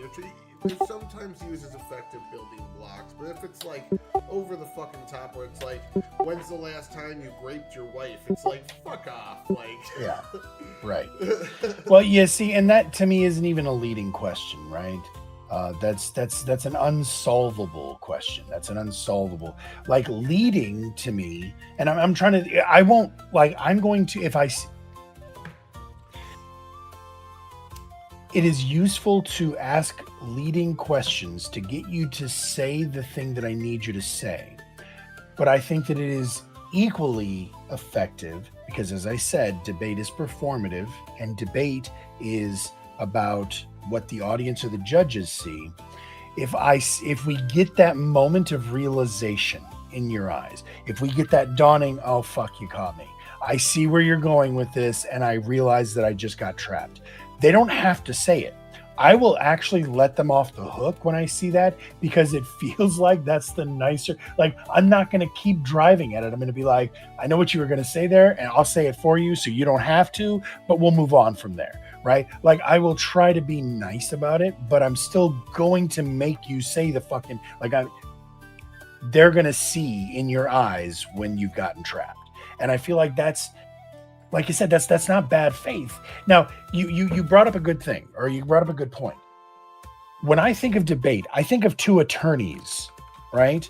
But you're talking about leading a witness, which would be an attorney and a plebe, a civilian, you know what I mean? Like a person who, like you said, doesn't do what we do. That's not the same. Like, yeah, you shouldn't lead a witness because we are going based on what they say happened. And if you're putting words in their mouth, that's antithetical to the purpose of this exercise. But if it's two attorneys debating back and forth, then I think that leading the other attorney down the path of your logic and letting them fall on the trap is perfectly legitimate. I don't feel like that's bad faith. So you're nicer than, I'd say it's not bad or good faith. I'd say you're kinder as a debater. But I was at DebateCon, and surprise, surprise, I was arguing on behalf of Israel again, like all my stories start. I was just gonna say, do you debate anything else, man? Yeah. Like, that's what you like about us, is I don't give you Israel prompts. Yeah, exactly. Anyway, like, I'm the Israel guy that has under 5K subs, you know. So it's like I'm approachable. You're not even getting that APAC money. Yeah, exactly. So whatever. Yeah, I deserve it. I really do. Anyways, when someone gets trapped in a corner, like you're fully like ready to attack. It's like you just exposed your queen to be killed by a fucking pawn because you made a dumb decision. So like I was at DebateCon arguing Israel, Jake Farr, and he brought up some fucking internet shit that I've heard. I had a document full of 100 different stupid internet points and ready to debunk them, and I got every one of his. And he brought this one up about the livestock in Gaza being 95% killed by Israel, which isn't true. Most of it was eaten by people because they were hungry. But the whole starvation thing is a whole bigger argument. And I'd already addressed that. I didn't know the two were linked because I'd never heard this. And when he fucking found a single thing I didn't debunk, that motherfucker brought that shit up like 6 times in 10 minutes. He just pivot back to that shit every time we were on a different subject. So like, you're kinder, but I don't think what he did was bad faith. He just knew he had a win there, so he was constantly trying to steer it into an area that he found a comfortable position to argue. Sure, that feels less like leading. I guess maybe he's leading back to that, but I would say it's more just a matter that he was trying to keep, like he was attacking. And I was going to say this about the other case, that was the other thing that whenever I mind blanked about the attacking your credibility, right? So attacking your credibility is a weak move, right? If they actually were correct or were right, they wouldn't need to attack your credibility. They would simply just engage with the things you're saying. But for them to imply that there's so much lies here, I can't even engage with it, or you're just such a liar, I just can't. It's like, no, you literally can't then. Like, do it if you can, but you can't. So like, to me, when somebody starts attacking you in that way, just like ad hom, anytime somebody starts using ad hom, that to me says you're losing. It screams I'm weak. You shouldn't need that sort of a tactic. Just like I shouldn't need to be like, oh, well, you remember that one time that you said that one thing and you didn't capitalize your T? Like, it's like, get the fuck out of here, dude. Like, that to me means they're losing and they know it. Yeah, that's pedantic, but at the end of the day, leading in general, I kind of forgot to make this point before I made my point. Leading to me is a valid form of steering the conversation towards your narrative. Yes. It's just putting it in question form. It's not even really question form. It's basically fucking rhetorical. It's like Dora the Explorer allowing the kids to yell the blanket to the TV, because you really don't need the other person to actually engage. You know where you're fucking going with it. You're making Pisco does that shit all the time. Yes or no questions strictly, no fucking nuance. Yes or no, motherfucker. And like ask like 6 in a row and then never answer a single one of yours. So like it's just the same thing as building an argument. You're just pretending to have engagement so it doesn't look like the monologue it actually is. Sure. Just real quick, because I was fact checking, because why not? I can cite several references and sources regarding the Israeli both military and settlers intentionally or actively killing Palestinian livestock. Al Jazeera, Reuters. No. I was just curious because I was like, is that a thing? He blamed them for 95%. They have killed some. Oh yeah, I'm not calling any. Yeah, I'm not speaking in percentages because none of the articles seem to say any of that in the headline. So not tonight. I called Israel. They said, "Hey, oy vey, we gave their money to another fucking guy." So wow, did you just oy vey them? I'm off duty. What the fuck, dude? You're goddamn anti-Semite. Yeah. So I know. Yeah. No. Absolutely, Subsourcer. So. Again, so I guess the final answer to the question is I personally do not believe that leading questions are bad faith. Tyler seems to think that they can be, or that he's kind of, he makes the squishy face. But I think that leading questions are core to debate. Asking you questions and the correct questions is exactly how you win a debate. What is it? Isn't it called the Socratic method? It's not the Socratic method, is it? Whatever. Where it's like there's a style of debate where you literally just ask questions. Like you do not even bother to put forth. I am just picking apart your arguments and asking you question after question after question until you eventually trip up and hang yourself. Yeah, that's There's a name for that. argument, but I don't know. At the end of the day, like, it is perfectly fine to ask rhetorical questions. Generally, it can be used in bad faith, but I just think they're rhetorical. I really don't even think you need the other person to engage most of the time. It's like you're just making a point and pretending to bring them Yes. in on it. It's just totally Yes. So I don't think they're bad. Now, I just think it's performative. okay. Yes, they're performative, and it's funny you say that because I've heard before you don't ever ask a question in a debate you don't know the answer to. But I also know that it is one of your fucking peeves, and I'm not gonna lie, it's kind of one of mine as well. We've invoked Circa multiple times, and he has not come from the woodworks yet. Circa and his quizzes, right? Like, I agree with you. Like, once in a while, I can understand the usefulness of asking a framing question. But if it sounds like we're on Jeopardy, right? And I think you even made a reference to that one time. It was like, do I need to form it or do I have to say this in the form of a question or something like that? I was dead. Because that was the right way to handle that. But that is just another form of the leading question. He's just doing it in a more convoluted, complicated manner, right? Like it's a more cumbersome manner. And I think that's one of the keys to being good at leading questions is they can't be cumbersome. You have to be able to, like, and that's why the yes no answers are oftentimes leaned on with leading questions for framing. Yeah, and if right? you wanted to frame that in that particular circumstance or several others he's been, he could be like, hold on a second, I think we have a disagreement on definitionally what we mean. Can we just take a step back, go here and define what this word means moving forward? That would be a way to handle that, but instead, like, when somebody's mid-sentence, be like, can you define this shit? It's like, oh, my fucking drives You're just fucking wrong. Yeah. You're just dumb. You're okay, you're just stupid. Drives me insane. Like, you can't even wait till I Dude, just go read a book. Yeah, See, and once again, those are things that seem to me like they would be bad faith. But on the other hand, they are just tactics. If I don't let you make your arguments, if I'm able to take the piss out of your fucking, like if I can take the wind right out of your sails by sliding across you at just the right moment, is that not effective? Like, it's a dirty trick, but it's effective, and we're trying to win here. So Ancom, I want to engage back to what Ancom said, and I want to think about if we agree with this, right? So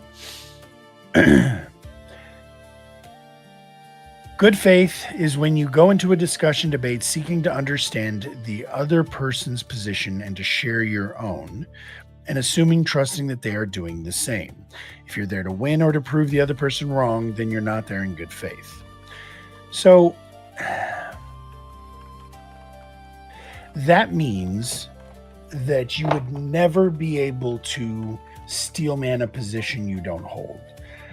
What I have found is that I've said this before, there's activists and there's debaters. And then there's sometimes activists who debate and debaters who are activists. But in general, there are people who are passionate about their thing. They are passionate about their beliefs, and they believe that their beliefs are what matter. Those people are going to find it almost impossible to steel man a position they don't hold, right? I've started doing the steel manning thing after on the 3v3s. I think that's really, really good. I'm going to keep doing it. I'm not going to do it on the 1v1s. It takes too long. It's too cumbersome. I'm not going to bother. But at least for the 3v3s, having somebody step up and be able to steel man the opposition. The thing is, though, an activist would have difficulty giving credibility to any argument that disagrees with them. A debater can be passionate or believe things, but I can give just as much passion to a position I don't actually hold as I can to one that I do. And I would say that I can approach almost any subject dispassionately.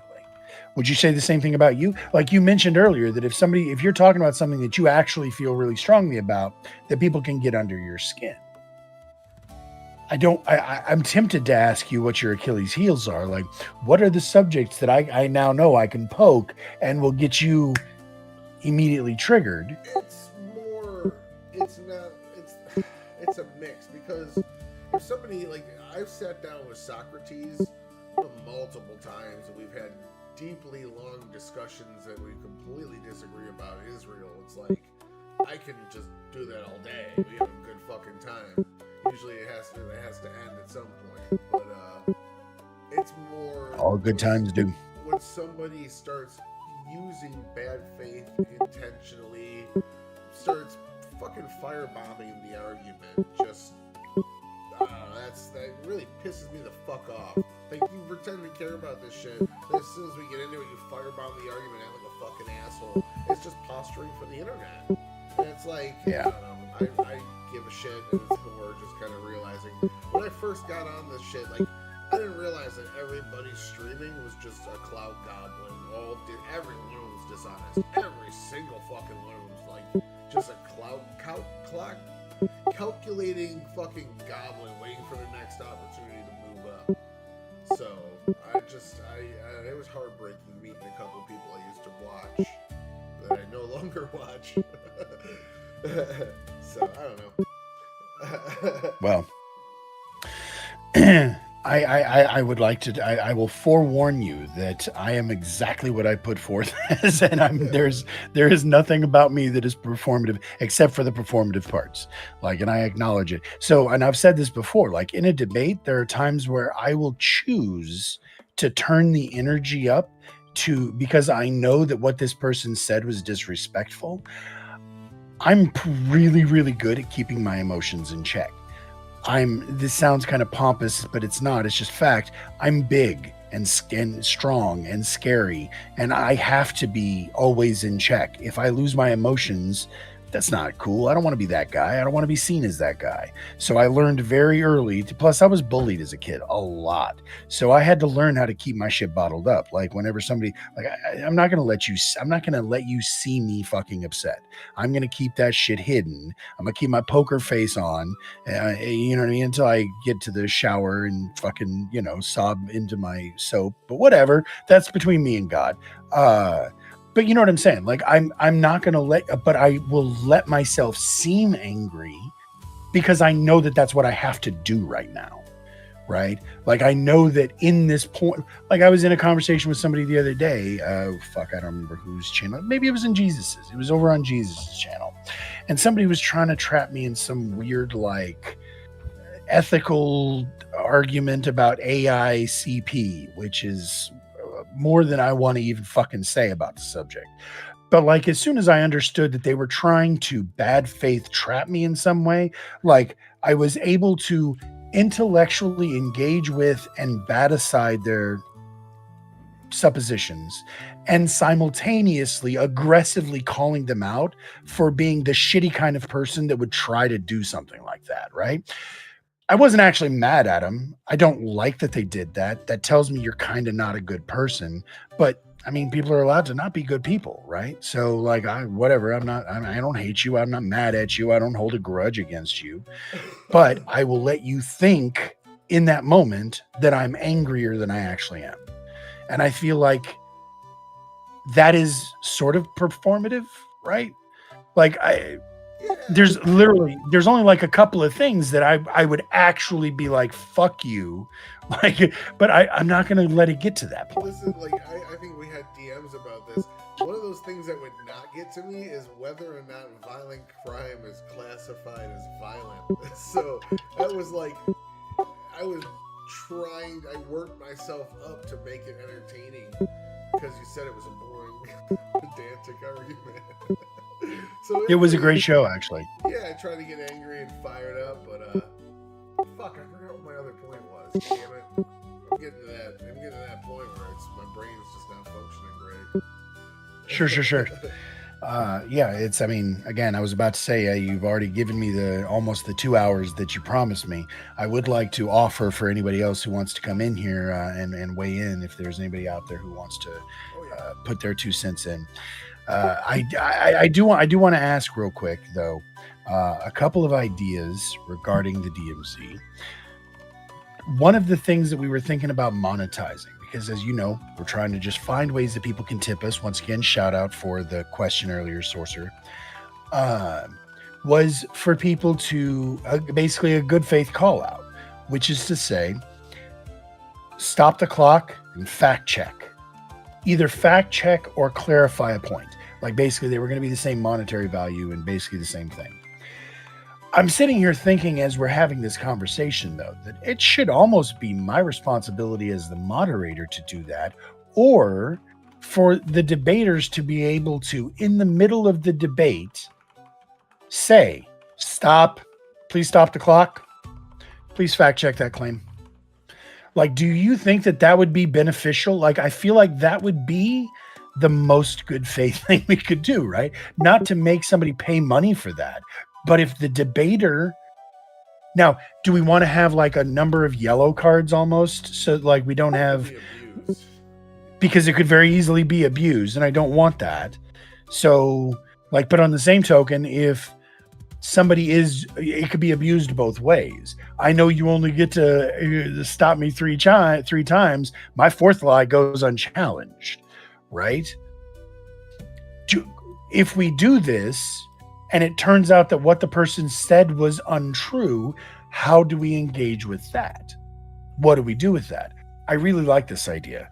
I think that this needs to be a thing. You're going to have to write a detailed, knowledge-based article with company-approved SOPs to really get down to the nitty-gritty on this one. It's got to be like contextual, case-by-case basis. Did they misstate something?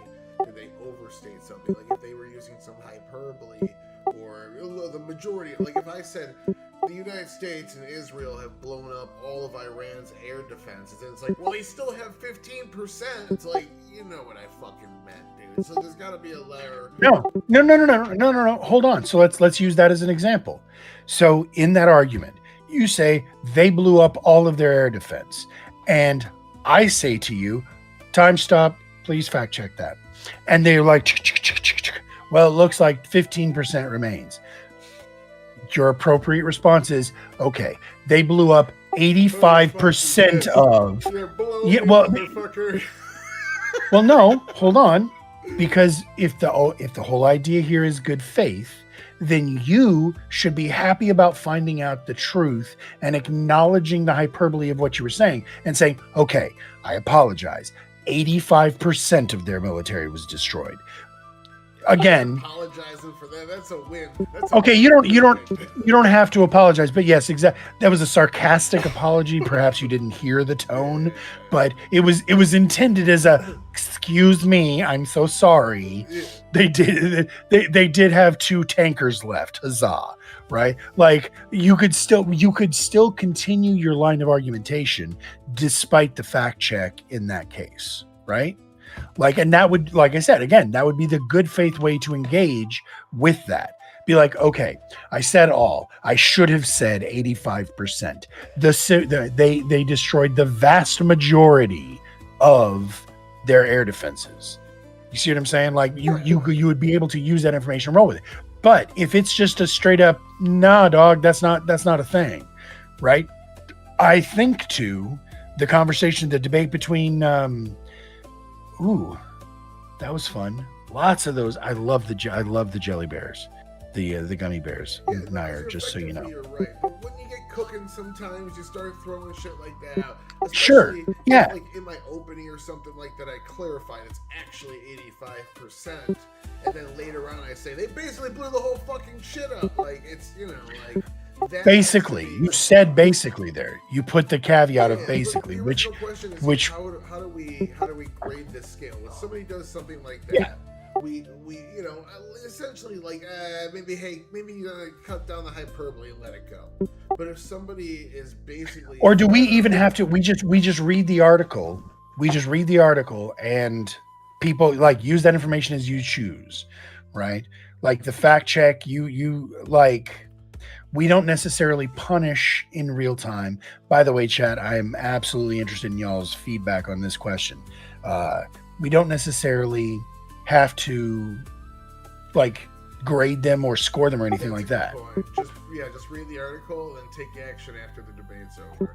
Yeah, exactly. We'll go back to that and discuss it in the after, because that's the other thing. So the after party, as you know, is to me Rook. Shout out Rook doesn't stream anymore because his shit got fucked with, Ooh, and he hopefully will come back. ooh. But Hold on. Give the flags to the two teams. Let them call the fact checks on the other side. what do you mean? If they think something the other side presented was false, they're like, I know better. They're the ones that This is going to be a 1v1 thing as well as a 3v3. So they're the for what it's ones, worth. yeah, they knew. They're the ones that did the research. I don't know shit about this, half these subjects. Like, I'm listening to the arguments being presented. I don't want to even, sometimes it's better to not poison the well with your own knowledge, because then you're like disappointed in somebody for not defending Israel enough. So that's happened to me. I voted it down. So, like, at the end of the day, like, I don't know these subjects. They do. Let them be in charge of throwing out the fact check flag and saying, hey, Yeah. I did research, that's wrong. And they can even maybe present the citation if they're as prepared as I am for debates, as great as I am. And that's what I was just about to say. So I would say that, okay, are these the same thing to say, stop the clock, fact check, right? Or stop the clock, I have a source. You know what I mean? Like, those are two different things. Like, one of them is, I want you to find me a source, versus I already am prepared to refute that claim. I feel like there's a significant difference there, but I don't know what we do with that difference. Like, is one of those what gets paid for? One of those what the debater uses? Should the moderator, because that was another thing that I got called out for in that debate with Sirica about that. I was going to say a good example of this was the Sirica debate versus Jesus, where they were discussing abortion, right? And it was interesting and was billed as two atheists debating abortion, right, or personhood, instead of the appeal to emotion and the religious angle. It was exclusively from a secular humanist perspective. In that, we all knew what Indian Jesus meant when he was talking about a person's DNA. And Sirica was like, well, hang on, is every cell got the same DNA? This was a trap, and he knew it. We all knew what Jesus was talking about. I was surprised by this. I actually didn't know that literally every single cell is vaguely, slightly mutated. Like the likelihood of you having two cells that match are almost, are very, very low. I don't remember. I just kind of skimmed the article, but that was the point. He said something and presented it like it was a slam dunk argument to negate everything that Indian Jesus was saying. I looked it up. They didn't cite a reference because we have a button now in the thing where we can have the two debaters still there while I'm fact checking information. I did that unbidden. I did that just to see because I wanted to know, and I figured, fuck, if I'm going to look, I may as well show everybody else. Show me your dick. It was unfair for me to multiple times fact check claims. Jesus felt like he was being like persecuted, the irony of that statement. But he felt like I was unfairly fact checking against him, when in truth, I was trying to educate myself in the chatters. You know what I mean? So, what were you going to say? I'm sorry. If you do allow people to say citation check, in a way, it's going to raise the skill cap of the debates here. Intentionally or unintentionally, it's going to put a large onus on debate prep and research. We're going to start, if you're allowing citations to be live fed and read in it, we're going to interpret that. It's going to really weigh the judge's decisions in one direction. If one side's constantly presenting citations and their arguments are backed up by these, and the other side hasn't done the same due diligence, it really, like, you're going to lose maybe a couple of your OGs that like to wing it. Maybe. Are we going to lose them? Are we going to lose them, or are we going to get them to up their game? Maybe. Because again, as I keep saying, I'm about to start putting money on this. Like, I'm not going to do it until there's actual money coming in. Like, nothing against you, Sorcerer. I appreciate the donation. But like, again, I'm not going to split. I'm not going to Venmo Jesus 25 cents as his cut for the night. You know what I mean? That's just fucking silly. So what I'm thinking is, when we get to a point where we're getting about $30 a night is when I'm going to start tracking it and spreading it out, because that way half the people are getting it. It's gonna be like $3. It's still silly, but after like 3 or 4 debates, fuck them. $10 is $10, bro. You know what I mean? Whatever. The point is that if people are going, if they want to be good at this, and if they want to actually win at this, and they want to get money at this, you said it yourself when you first came here, like into the internet, into the Twitch zone, into the YouTubers, you found that you were disappointed with, let's up the fucking game. Let's push the level. You've mentioned a couple of people that are even in your circle who actually can debate, who can do the thing for real, but realized that the grift was more profitable. So they said, fuck this. I'm gonna do this because this is easier. This is more money. I get more viewers. They literally gave up their principles for money, is what you're telling me, right? So again, maybe we could find a way to motivate people to not forsake their principles. Maybe those people will start Googling. At the end of the day, it's up to the viewer. And if you're going out doing drama content or giving one-sided partisan arguments, you're essentially Rizmaxing, whereas what we're doing over here is fucking Ohio, dude. Skibbity Ohio. So like, at the end of the day, it's the eyes that you're going to be able to put on this. And you're only going to hit so many doing good faith, what a lot of people consider boring debates. They want that fucking fire. They want like Destiny ripping through some amateur that's never been on voice chat with anybody before. And just why is that fun, man? Why can't we? You know what? I refute what you're saying. I'm saying that we need to increase the charm and interest in the serious and good faith debates so that people do want to watch. Because it wasn't that long ago that people said, you know what, dude? Nobody wants to sit and watch somebody talk to Joe fucking Rogan for 3 hours. There's no way somebody's going to sit there for that. Fuck off. Along came the podcast.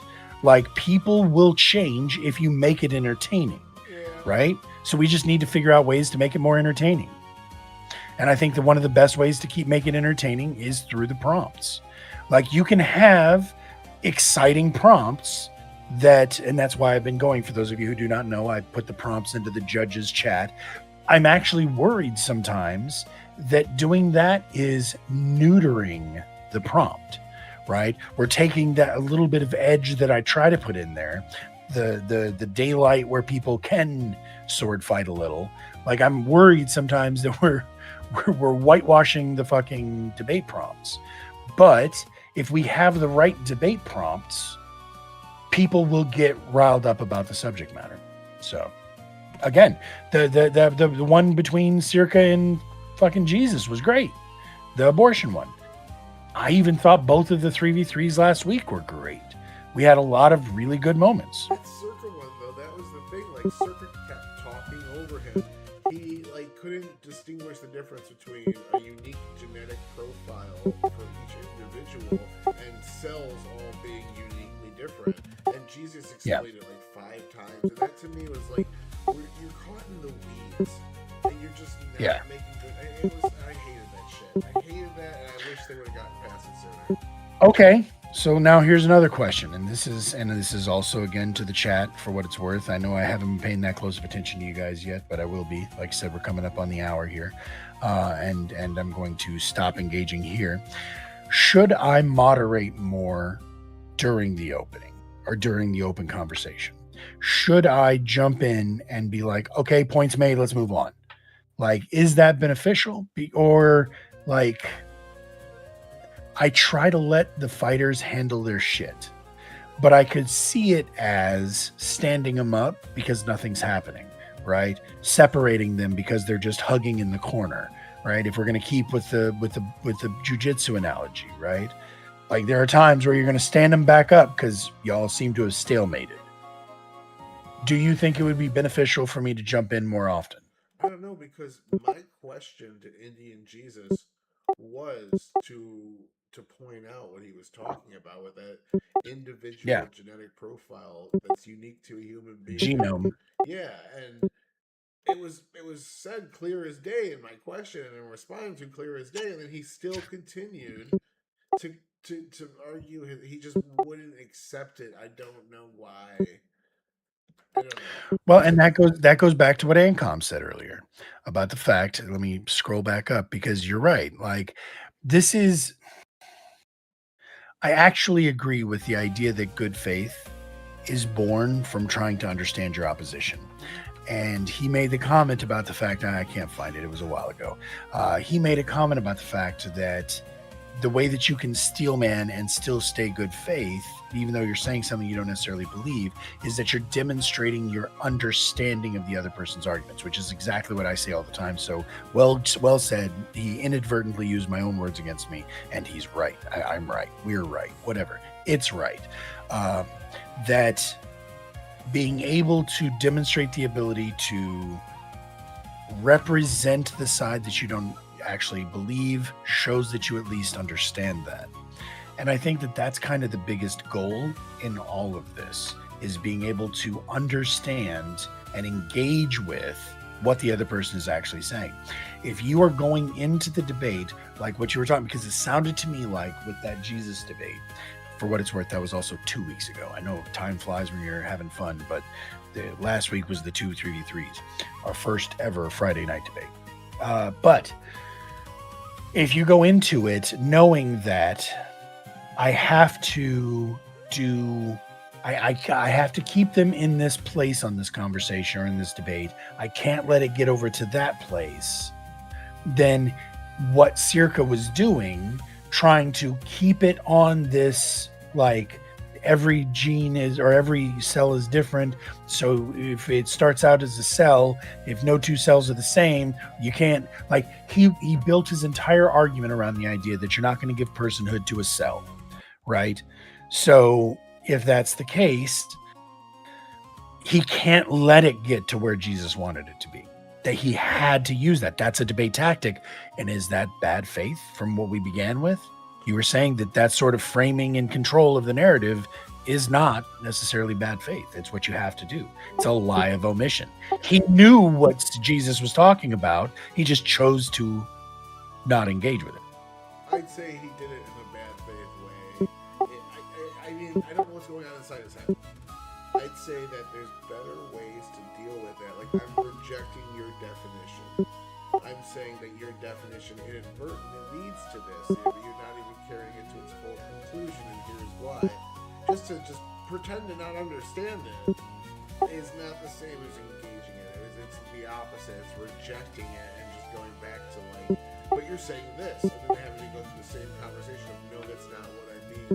I think he did the same thing with the word murder at one point. I have to look at the notes again. He kept using, Jesus specifically used the word kill, and Circa kept using the word murder, reframing it as murder.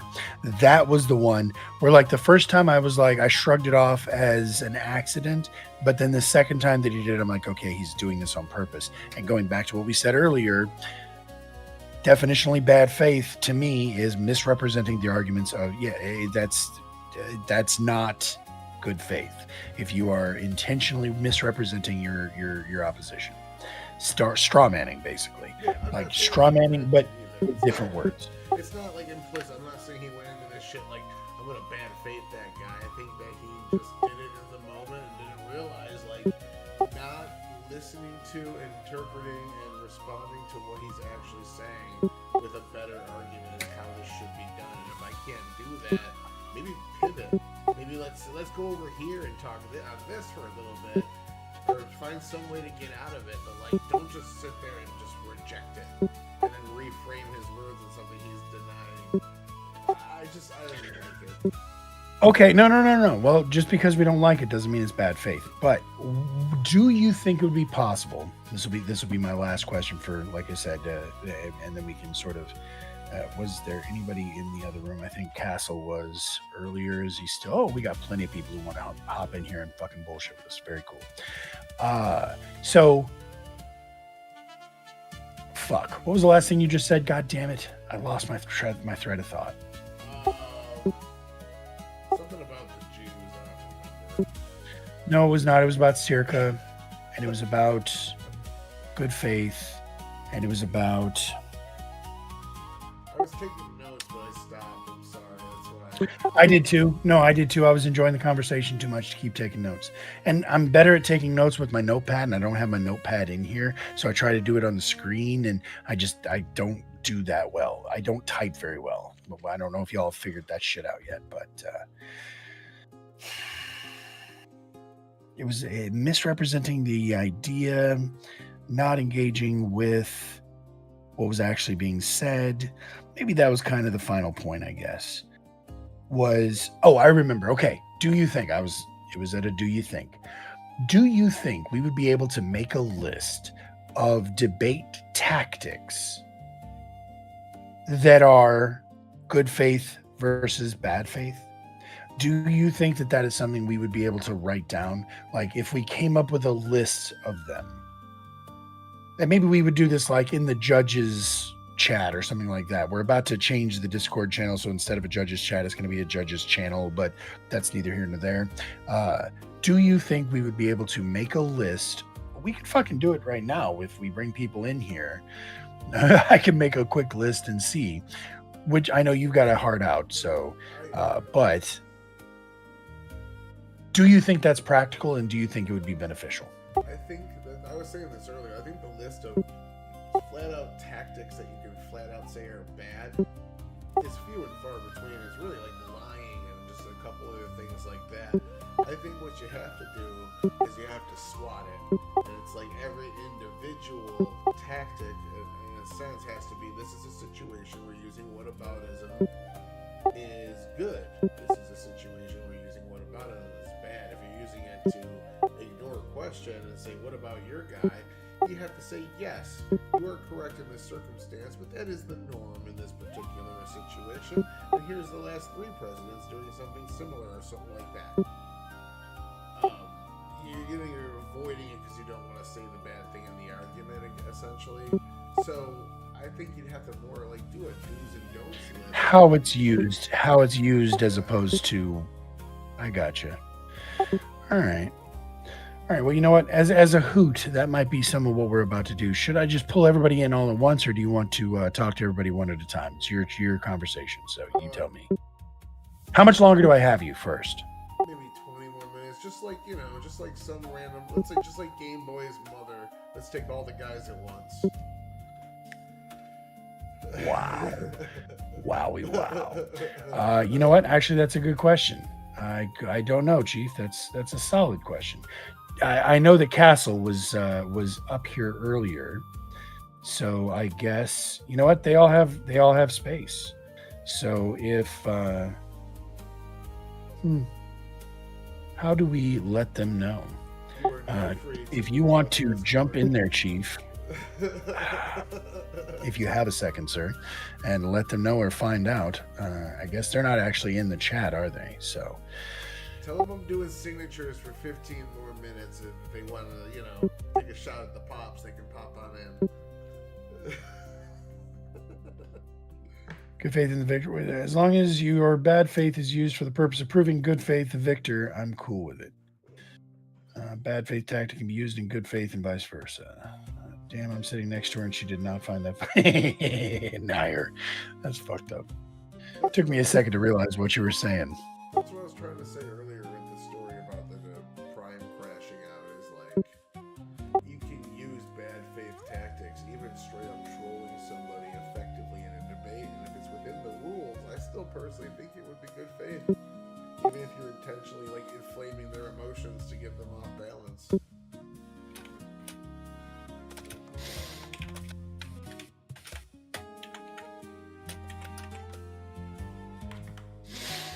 I'm sorry, I was messaging to see if anybody wanted to come in. What was that? Say that last part again about You're throwing people off balance. I was just saying, I think even if you're in bad faith, provoking somebody's emotions to throw them off balance because you don't want them to refute the arguments you've already made, then I think that's kind of perfectly acceptable, and it's on the person to have the presence of mind to not throw a tantrum in the middle of a debate.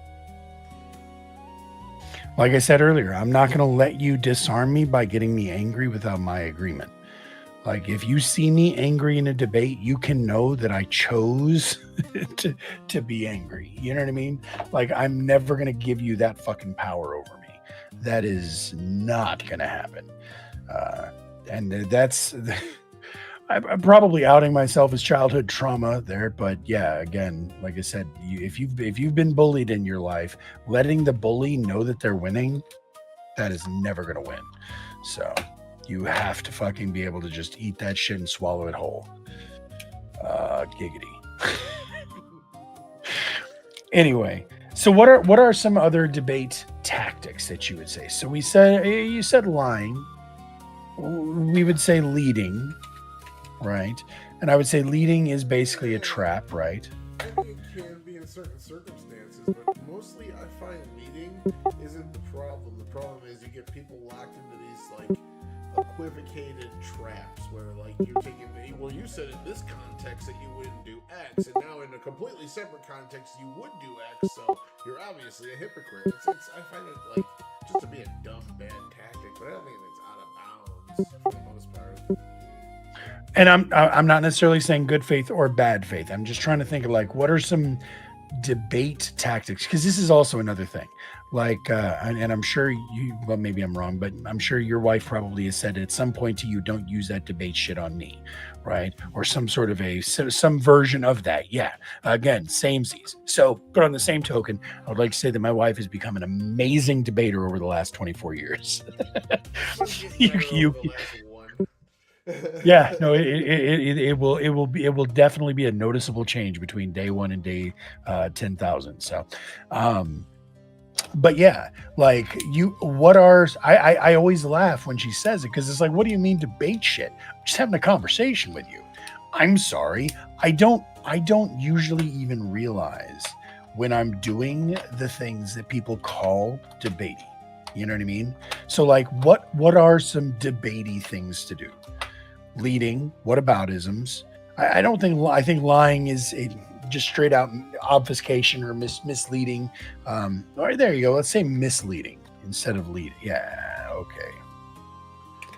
There we go. Is probably the biggest thing I find to be the most important. Like you have to, narrative building is probably an accumulation of several steps. Maybe if you like really dug down into it, but like you got to build your stepping stones. You have to like lay down your introductory point. This is what I think generally. Then you give your example, and you give a couple more points to that degree with examples behind them, and kind of just set your argument out, and then come to the conclusion at the end of it. And if you can build those while you have essentially another person, it's the whole point of the other side is to like stick a hand in your face like a basketball player and try to fuck you up. Yeah. Like if you can just push through that, generally I find the affirmative has the easiest job. Okay. Distraction. I would say distraction would be a debate tactic, right? To pull you off of the subject or to basically rabbit hole you. Gaslighting, I suppose, is a form of, right? I'd say gaslighting. Would you say worst form of manipulation? I don't think it's a valid tactic in any degree. You're basically making somebody believe something that's not true. You're lying, essentially. It's just a form of lying. Fair enough. Okay.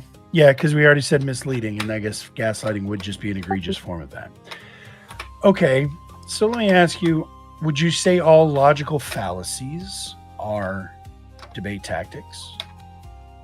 Not all. I think a lot of logical fallacies. If you like go look at the list of them, that's what I'm doing right now. A ton of them are just bad things to do in a debate, like nut picking, cherry picking, No True Scotsman, things like, No True Scotsman is essentially like gatekeeping. And nitpicking is finding some uncommon extreme voice and using that as these like monolith building, and things like that. Like, it's just bad things to do in a debate. But there are some of them that I could say are like perfectly sound arguments in certain situations. I don't know. Okay, so some formal fallacies. Appeal to probability, taking something for granted because it would probably be the case. Is that a debate tactic? Like, I'm not saying it's necessarily a good one, a bad one, a valid one, or anything like that, but it's definitely something that people do in a debate, right? Appeal to probability. I think it's perfectly fine generally to use at some points, maybe not to hinge your entire argument on. But it is definitely, we would consider it to be a debate tactic. Argument from fallacy, we've already got, that's literally the assumption that if a particular argument for a conclusion is fallacious, then the conclusion itself is false. Well, I guess that's slightly different. Let me read that again. The assumption that if a particular argument for a conclusion is fallacious, then the conclusion by itself is false. That's saying because you made a stupid argument, your point is wrong universally. Yes, okay. Which, again, that's why we do the after party like we do, specifically so that people don't think that just because somebody couldn't debate it very well, it was true. Base rate fallacy, making a probability judgment based on conditional probabilities without taking into account the effect of prior probabilities. That seems stupid. Context. That's pretty cool. See people looking at this week's poll and like not judging any other polls at all. Be like, look at this thing that just happened this week in the polls. That is all the time. Conjunction fallacy. The assumption that an outcome simultaneously satisfying multiple conditions is more probable than an outcome satisfying a single one of them. Ooh, I would say that I'm guilty of that one. Like, that one is one that, well, look at all of the boxes it checks, right? Like, if an explanation solves more than one question, that tends to increase its validity in my eyes. And I know that that's not necessarily true. It depends on how you get there. I think just the mere fact that you're saying this appeases this kills more birds with one stone, so it's better, is the problem there. But generally, when you get something that like, look at policy. If some fucking person writes a policy, usually they get a faction of people that believe in it, and then it goes into the House and the Senate, and it gets completely like everyone gets their fucking 2 cents and gets to add and remove their things from it, and it grows into a different beast. And at the end of it, it's something mostly a majority can agree on. And I think if you come to the simultaneous conclusion through a process like that, it's perfectly acceptable. But I think if you just kind of assume just because this kills more birds with one stone, it's better, then it's bad.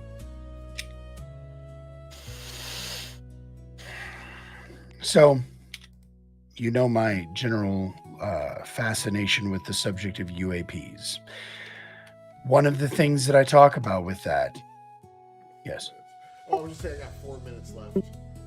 Yeah, no worries. That is one of the subjects that I've done the most looking into. And there are a lot of parts of it where I'm like, look, it solves all of these different questions. It answers a bunch of what ifs. And so, like, if an explanation solves several questions at once, it seems more believable to me. So, but it's not necessarily true. No, welcome in, Salty. Hey, Salty. I saw your comments in Jesus's about I just want to let you know that I heard you. I agree with you. I fixed it. Not doing it that way. And as a matter of fact, that's why we keep having these questions. Or we keep having these conversations, is to find out the right way to do this right. So, and there's one of the things that we literally tonight decided we want to make it so that people in the debate can call out for a fact check with to clock stop and fact check in real time. And Yeah, instead of having that be something that was charged for. That didn't seem like it was in the right nature of what we were doing here. So if there's ever anything that you think is out of line or it does not fall into what it is I'm trying to do here, please let me know directly.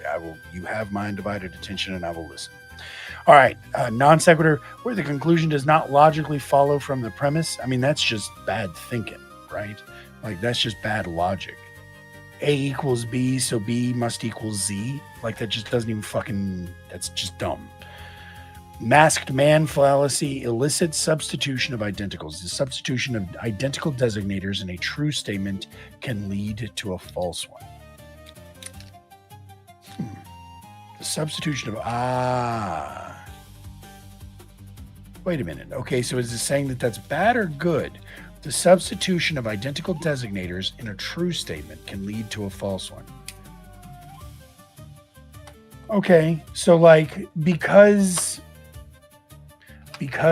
wolves eat sheep, then that means that scary humans are going to eat weak humans.